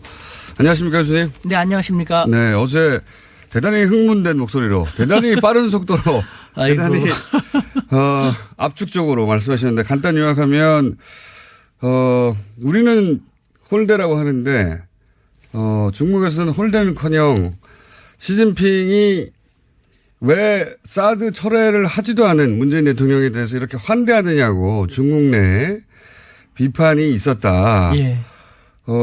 문재인 대통령은 중국에서 환대받았다. 예. 그걸 왜 홀대라고 하는지 이해할 수가 없다. 예, 말도 안 된다라고 예. 우수근 교수님께서 어제 짧게 짚어주셨는데 그건 방중 기간 동안에 그랬다고 치고요. 예. 그러면 이제 방중 이후에 예. 돌아가고 각자 이제 언론들이 차분하게 그 성과나 예. 이런 얘기도 할 거 아닙니까? 예. 그러니까 방중 이후 중국 미디어가 보도하는 이 방중에 대한 평가는 어떻습니까? 짚어주시면 좀. 네. 지금 말씀하신 것처럼 방중 이후 중국 미디어의 방중에 대한 성과를 보면은 중국 당국의 심경을 알 수 있습니다. 중국은 사회주의 국가이기 때문에 우리처럼 좌우 미디어가 자기 멋대로 목소리를 낼 수 없거든요. 중국 당국의 목소리가 그대로 나오는 것인데 예를 들면은 중국 신화망은 18일자에서 외교부 대변인은 기자회견에서 문 대통령의 방중 기간에 양국 정상은 관계 개선을 추진했고 보도되지 않는 내용 혹은 중국 미디어에 보도되지 않는 내용 속사정들 이런 게 있지 않습니까? 혹은 또 교수님이 이제 학교에 계시니까 주변에 지식인들의 이야기를 들을 수도 있잖아요. 중국 지식인들의 이야기. 언론에는 얘기 안 하지만 야, 사실은 이런 거야. 그런 얘기가 궁금하거든요. 자, 우선 우리 매스컴에서는 혼례를 당하겠다고 하는데 중국에서는 어떻게 바라고 있습니까? 속내가 뭡니까 이게? 예. 지금 참고로 제가 2005년부터 지금 상하이에 쭉 있는데요. 제가 거기서 박사과정을 할 때 저랑 같이 공부했던 사람들이 시진핑 국가주석이 당시는 상하이 당석이 1인자였습니다. 그분을 모셨던 참모진들. 아하. 지금도 같이 쭉 이야기를 하고 10몇 년 됐으니까 그야말로 호용호재하죠. 시진핑의 참모진들과 잘 아신다 이거죠? 그렇죠. 동문이다. 예. 그중에서 시진핑 주석이 중앙으로 국가 부주석 주석으로 가면서 같이 데려가고 근무하다가 다시 내려오고 로테이션으로 도는 분들도 계시거든요. 뿐만 아니라 왕후닝이라든가 한정 상하이 당서기 같은 경우도 이번에 7인 상무위원으로 들어갔거든요. 그분들도 제가 몇 번 만나서 그분들 참모진들하고 쭉 지냈어요. 교수님의 인맥이 훌륭하면 잘 알겠습니다. 그러니까 그분들을 통해서 제가 알 수 있었던 것 이것은 한국 사회에 알려지지 않는 것이지 않습니까? 어떤 방송사였나요? 혹시 편집됐던 게 종편인가요? 아니 그거는 제가 양심상 말씀드릴 수는 없고요. 그건 제가 알아서 나중에 말씀드릴게요. 예. 그러니까 그런데 우리 사회에서는 홀대라고 하는데 네, 예를 들면은 중국에서는 그러는 것이죠. 내가 이제 며칠 전에도 그분들하고 연락을 했는데요. 아니 우 교수 좀 한국이 해도 너무한 것 아닌가. 한국이 25주년 한중 수교 25주년 기념을 올해 내 하고 내년서부터 새롭게 하자라는 측면에서 그렇죠. 좋은 발상이다 해갖고 받아들여져서 다른 것도 아닌 정상의 방문에는요. 사적 방문, 실무 방문, 공식 방문, 국빈 방문 랭킹이 있는데요. 국빈 방문을 해줬다. 국빈 방문도 중국에서는 1년에 몇 차례밖에 안 해요. 전 세계 국가 원수를 상대로.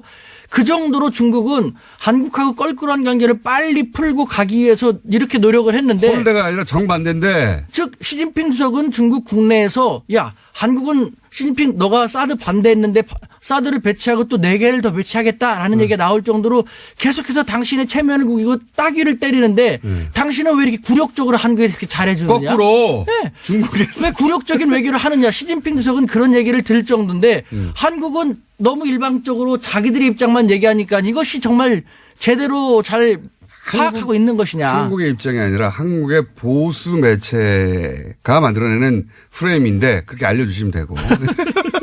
근데 그게 포털을 통해 너무 많이 퍼지니까 정말 한국 전체가 그렇게 생각하는 것처럼 오해할 수 있고. 근데 그게 아닌데 이제 중요한 건 여기서 거꾸로 중국에서는 아니 중국 사드 그 철수 안 했는데 왜 이렇게까지 국빈 방문을 해주고 당신이 너무 굴욕적이다라는 얘기가 오히려 내부적으로 있다. 보십시오. 이것이 홀대라든가 무시가 절대 될 수가 없다라는 것은요.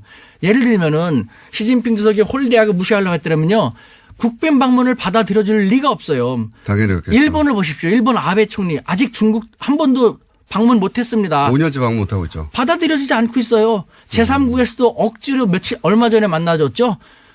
받아들여줄 필요가 없지 않습니까? 그런데 우리는 말씀드린 것처럼 다른 방문도 아닌 국빈 방문을 했고 만약에 시진핑 주석이 마음이 안 좋고 홀대하려고 했더라면요.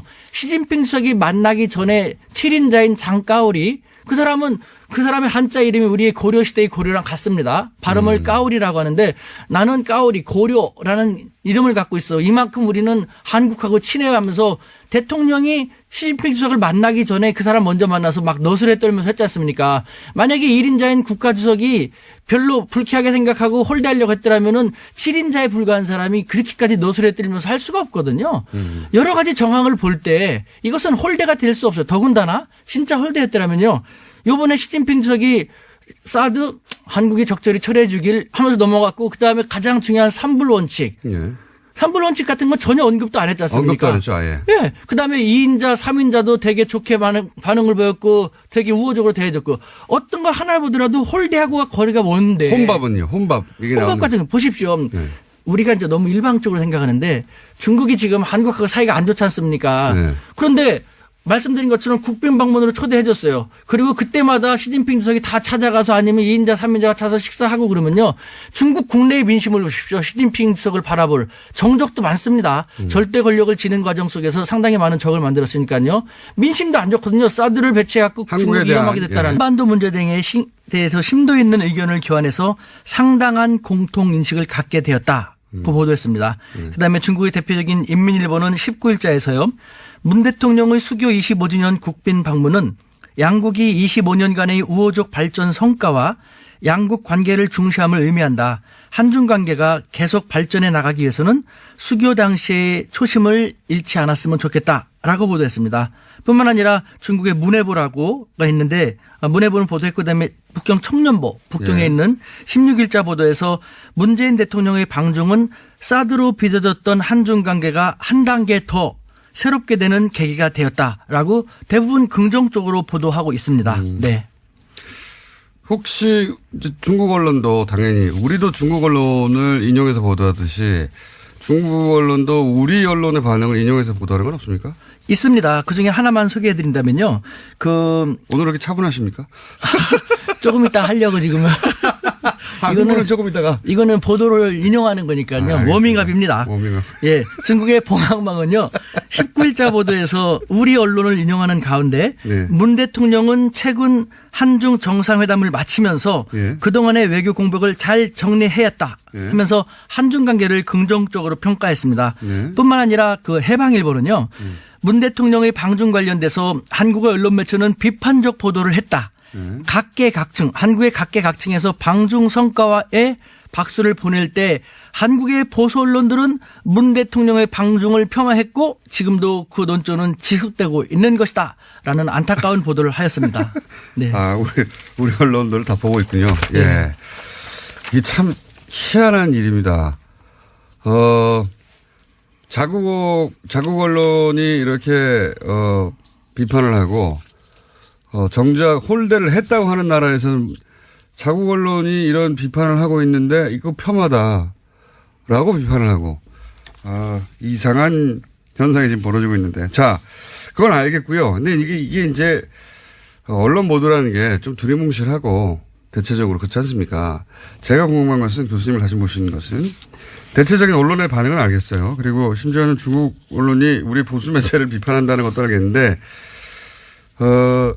교수님이 이제 어제 말씀하셨듯이 어제 이제 시진핑의 측근 그룹 혹은 고위직과 동문이라고 하셨지 않습니까? 확실하죠? 맞습니다. 호적 조사하면 다 나옵니다. 그분들이 하는 이야기들이 있을 거 아닙니까? 예.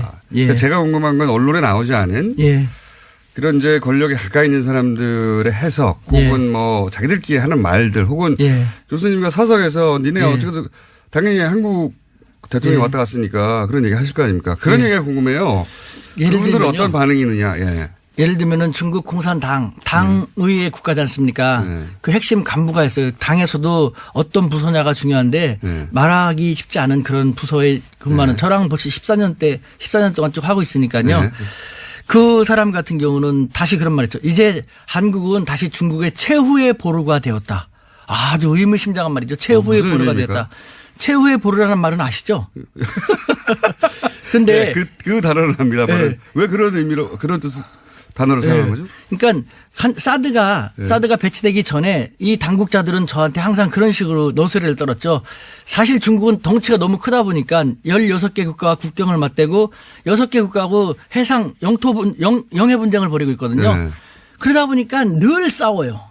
늘 싸워요. 사이가 좋은 나라가 하나도 없어요. 크고 작은 문제들은 항상 있겠죠. 사이가 좋은 나라가 하나도 없는데 그중에 우리 한국만 유일하게 좋았거든요. 한국이 더군다나 조그만 약소국이 아니라 이제는 우리 모두 열심히 노력해서 중견 강국이 되었습니다. 중견 강국인 한국만이 유일한 사이가 좋은 관계이기 때문에 최후의 보루다. 따라서 우리는 한국에 대해서 그만큼 정성을 들일 수밖에 없다. 라고 했던 것이 지금 대한민국을 바라보는 중국의 시각인 것입니다. 그런데 말도 안 되는 사드를 너무 형편없이 배치해갖고 이렇게 문제가 그 과정 자체가 자존심을 상하게 했다. 네. 그런데 다시 이제는 문재인 대통령 방중을 통해갖고 한중 관계가 복원되는 수순에 들어가게 됐으니까 한국은 다시 중국의 최후의 보루가 되었다는 것이죠. 그 말은 무슨 말입니까? 최후의 보루인데 함부로 할 수 있습니까? 함부로 할 수 없다라는 것이죠. 이번 성과가 그러니까 그 이전에 한중 관계의 복원을 의미한다. 뭐 그렇죠. 잘 됐다고 평가한다는 네. 거죠. 혹시 그건 알겠고요. 그 외에 또 다른 이야기 없습니까? 있습니다. 그 어떤 중국의 얘기겠습니까? 저는 대표적인 싱크탱크의 고위 간부 같은 경우는요. 네. 예를 들면은 이 양반은 이제 미국 통으로도 중국에서 되게 유명한 분인데 네. 한국은 그 과거와 달리 중견 강국이지 않는가. 그래서 우리 중국도 그렇고 미국도 한국을 함부로 할 수는 없지 않는가. 한국은 그 점을 제대로 알고 활용한다면은 중견 강국으로서 미들 파워로서 한국의 역량을 더 강화시킬 수 있을 텐데라는 중국에서도 미들파워라는 표현을 써요, 이제? 중견국, 먼저 중견 강국이라는 말을 쓰는데 네. 여기서 이 두 사람이 최후의 보루라든가 중견 강국으로서의 위상을 잘 활용할 수 있을 텐데라는 말을 우리는 잘 파악할 필요가 있습니다. 우리 매스컴이요.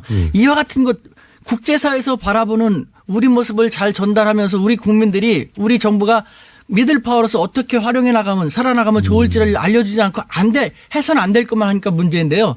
저는 사실 국내 문제 잘 모릅니다. 죄송하지만 저는 95년에 한국 나가서 어떻게 하다 보니까 일본, 미국, 중국 유학을 다 해갖고 2004년부터 3년부터 중국 대학에 있거든요. 네. 그렇다고 제가 잘 사는 집이 아니라 인천의 가난한 노동자의 자식인데요. 출마하시는 것도 아니고 갑자기. 쌍코피 흘리면서 이렇게 살았는데 그래서 저는 국내는 모르지만 국제는 벌써 쭉 알고 있죠. 지금 상하이에 있는 우리 대학에서도 외국 학생들을 중심으로 제가 쭉 가르치거든요. 네. 150여 개국에서는 5천여 명. 늘 국제사회에서 우리 한국과 한반도를 그 국제사회에서 어떻게 바라보는 걸 알 수 있는데 피부 느끼고 계신데. 여기서 네. 제가 느끼는 것은요. 네. 한국 사회에서는 제가 가장 싫어하는 말. 우리를 갖다 툭 하면은 고래 싸움에 새우등 터진다. 샌드위치 외교라고 하지 않습니까? 네. 우리는 과거 20세기 6.25 그 약소 국가가 더 이상 아니라는 것이죠. 교수님이 느끼기에는. 제가 피부로 느끼는 것이 그거예요. 중국에서도 느끼는 게 네. 그런 거예요. 네. 그러니까 최후의 보루란 말이 무엇입니까? 최후의 보루니까 그만큼 소중히 하고 눈치를 봐야 한다는 것이거든요. 서로. 네. 실제로 네. 우리는 중국에 대해서 중국이 우리보다 덩치가 크고 인구가 많다고 해서 되게 두려워하는데 네. 바보 같은 거예요. 덩치가 크고 인구가 많고 그러다 보니까 통치하기가 쉽지 않으니까 허점이 많거든요. 네. 그러니까 중국은 조금이라도 자기들하고 우호적인 나라를 만들 수밖에 없는 거예요. 근데 우리 진짜 구로동 공돌이 공순이라는 엄청난 힘든 시기를 거쳤고 우리 모두 열심히 노력해갖고 중견국 됐지 않습니까? 그럼에도 불구하고 우리를 왜 아직도 자기 비하합니까? 아. 우리는 고래싸움의 새우등이 아니라 몰라. 우리는 이제 중견 강국이기 때문에요. 중국 가격이다. 우리는 이제는 중견 강국을 외교를 해야 돼. 저는 이런 말 하면 이렇게 억울해 막 눈물 날라고 해요. 억울하시다. 우리는 약소국이 아니라 중견국으로서 스마트한 돌고래 외교를 해갖고요. 돌고래도 오늘. 지환 G2도 우리가 잘 리드하면서 활용하면서 예. 적어도 한반도 문제만큼은 우리가 돌고래는 뭡니까 교수님? 돌고래는. 한번 들어보십시오. 예. 얼마나 오랫동안 고민했으면 이런 말 했겠습니까? 네. 우리는 지환 미국이나 G2 중국과 같은 덩치는 안 됩니다만 네. 우리는 이제 그런 나라들도 우리를 함부로 할 수 없는 나라로 성장했거든요. 네. 그렇더라면은 돌고래는 덩치가 작아서 고래보다는 힘이 약하지만 민첩하고 스마트하기 때문에 고래한테 잡아먹히진 않죠. 고래하고의 공생을 유도하지 않습니까? 우리가 바로 그런 돌고래 같은 역할을 할 수 있다는 것이에요. 외교도 새로운 시도를 해야 되는데 20세기 약소국 외교의 대미 외교 위주 1국 외교만 하다 보니까 이제 다변화되는 외교에서 잘 안 되고 있지 않습니까? 그러니까 우리는 지환 G2도 함부로 할 수 없는 중견 각국으로 부상한 대한민국의 중견 강국 외교, 스마트한 돌고래 외교를 해야지. 알겠습니다. 예. 또 이렇게 흥분하기 시작해요. 숨 좀 쉬시고. 예. 처음 들어보는 단어인데 돌고래 외교. 근데 이제 최근에 이 미들 파워라는 외신의 용어들이 등장하기 시작했어요. 실제 아시아타임즈인가요? 거기서 메코이던가요? 그 기자가 미들 파워로 한국이 그 전환하고 있다. 그 방향으로 진화하고 있다. 근데 지금 이제 교수님 열받으신 건 이 중국 홀덴이 이게 다 이제 소위 약소국이 당하는 거 아니냐. 자기 비하예요. 예. 자기 열등의식이에요. 지나친 컴플렉스. 그러니까 매스컴들이 몰라서 아십니까? 저는 아까도 말씀드린 95년부터 밖에 나가서 쭉 살았지 않습니까? 알겠습니다. 그럼 거기서 느끼는 것은요. 네. 국제관계에 있어서 예. 치명적으로 우리 국민들을 우롱하고 우리 국민들을 잘못 이끌고 있는 것. 저는 벌떼 민족주의라는 표현을 썼는데 10년 전부터 예. 벌떼 여왕벌을 잘 만나서 좋은 방향을 이뤄내면 좋은 결과를 나타내지만 잘못된 여왕벌을 만나고 잘못된 방향은 다 죽지 않습니까? 우리는 4대 강국 틈바구니에 끼어있는 가장 작은 나라이기 때문에 단결력이 강하거든요. 근데 이 단결력이 강한 우리 한민족을 잘못된 지도자라든가 이상한 매스컴들이 잘못 이끌고 나가면 우리가 다 힘들어지게 되는 거예요. 이게 바로 마찬가지지 않습니까? 최근에 이 중국의 방중 외교가 자, 문재인 방중 홀대론, 혼밥론. 기사 한번 검색해 보시면 엄청나게 많은 분량의 기사가 있습니다. 중국 홀대, 문재인 혼밥, 포털에 검색해 보시면 엄청나게 많은 기사가 논란 중, 홀대 당해, 등등등. 종편에서는 지금도 그 얘기를 하고 있고요. 과연 그런지 저희가 어제부터 짚어보고 있는데, 이번에는 중국에서 활동하는 전문가, 중국 동아대의 우수근 교수님 직접 수대 모시고 이 얘기 좀 나눠보겠습니다. 안녕하십니까? 네, 안녕하십니까? 중국 동아대에서 어떤 과목을 하십니까? 저는 국제관계라든가 한중일 비교 같은 과목을 2005년부터 살고 있습니다. 이미 2005년부터. 저도 사실은 저희 통신원과 일반인 수준의 눈높이에서 피부로 느끼는 중국의 반응은 들어봤는데 전문가들이 보시는 관점은 또 다를 수 있으니까 저희가 중국에 계시는 한국인 전문가로 저희가 모셨습니다. 자, 굉장히 많은 얘기가 있는데 그 전에 이 얘기부터 잠깐 해야 될 것 같아요. 홀대론 얘기 막 나올 때 너무 답답하셔서 사실은 어떤 매체하고 사전 인터뷰를 했는데 시간 관계상 그 인터뷰가 대부분의 이 홀대론에 대한 반박이었는데 그게 아예 통면집되고 안 나간 경우가 있었다고요? 지금 국내 미디어 분위기를 얘기하는 겁니다. 예. 맞습니다. 정말 시간 조절 때문에 어쩔 수 없이 그때는 녹음 방송을 했는데요. 근데 두 앵커분이 너무 편파적이고 말도 안 되는 정말 그야말로 각주국어입니다. 현실에 맞지 않는 고리타분한 옛날 얘기만 하고 이미 답은 정해놓은 듯한. 그래서 그것이 아니다. 우린 자유민주 국가이다. 양쪽의 의견, 양쪽의 입장도 들어보고 판단하는 게 낫지 않겠냐면서 조목조목 그분들이 모르는 것을 들려줬어요. 예를 들어서 홀대론이라고 몰아가는 것에 대해서 그거 잘못 알고 있는 거다 이렇게 해명해 주셨는데. 예, 그렇죠. 그래서 10여 분 동안 녹음을 다 마쳤는데 그 녹음 과정에서 남자 앵커분이 그럼 이건 어떠냐 이렇습니다. 그럼 이건 어떠냐 여자 앵커분이 이렇게 물어보고 그래서 그분들도 이해한 것 같았는데 느낌이 좀 안 좋았죠. 그래서 한 40몇 분 만에 후에 이제는 정식 방송 시간이 돼가지고 한번 들어봤어요. 그러니까 그 자리에서 제가 녹음할 때 제가 모르는 다른 분들도 있었는데 들으면서 끝난 다음에 끄떡끄떡이면서 교수님 말씀 들어보니까 맞네요. 우리가 중국 입장을 모르고 너무 일방적으로 생각한 것 같네요. 그렇게 동조해 주셨는데 막상 방송을 딱 들어봤더니 제 목소리가 아니라 다른 분 목소리 질문은 똑같고 그러니까 그 40몇 분 만에 올티를 시켜버렸더라고요. 제 방송을 아예 그냥 통편집. 그러니까 홀대론으로 이 방송을 몰아가야 되는데 교수님이 그게 아니라고 얘기하니까 교수님 답변 부분을 사전 녹음했던 걸 다 없애버리고 거기에 본인들 취지 맞게 답해주는 사람으로 끼워 넣어가지고 다시 방송을 했더라. 그러니까 저는 이건 생방송은 그렇게 나왔더라. 헌법 위반입니다. 제9조 양심의 자유라든가 21조 1항 모든 국민은 언론 출판과 집회 결사의 자유를 가진다. 저는 제 양심에 따라서 국민들이 알 권리를 제공하기 위해서 반대되는 혹은 우리 사회에 알려지지 않은 그런 이야기를 들려줬는데 자기들의 입맛하고 맞지 않는다고 한다는 것은 반자유민주적인 그런 처사 아닙니까? 방송이 가끔 그렇게 할 경우가 있습니다. 수준이 너무 떨어진다든가. 죄송합니다. 더 노력하겠습니다. 어쨌든 굉장히 화가 나셨는데 제가 이 에피소드를 여쭤본 이유가 뭐냐면 지난주 내내 사실은 이렇게 홀대론으로 보수 매체들이 몰고 갔고 거기에 필요한 인터뷰만 땄거든요. 그래서 이제 보수 매체나 종편을 보시는 분들은 대부분 정말로 홀대를 받는 거구나. 정말로 아무도 안 만들어서 혼자 밥을 먹는 거구나.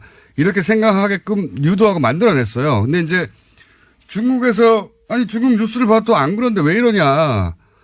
라고 그게 아니라고 이제 반론했던 것들을 다 킬시킬 만큼 그게 의도적으로 몰아갔다는 거죠. 자, 그러면 하고 싶으셨는데 못했던 이야기 혹은 그때 했는데 편집당해가지고 삭제된 이야기도 잠깐 여쭤보면 저는 궁금한 것이 이겁니다.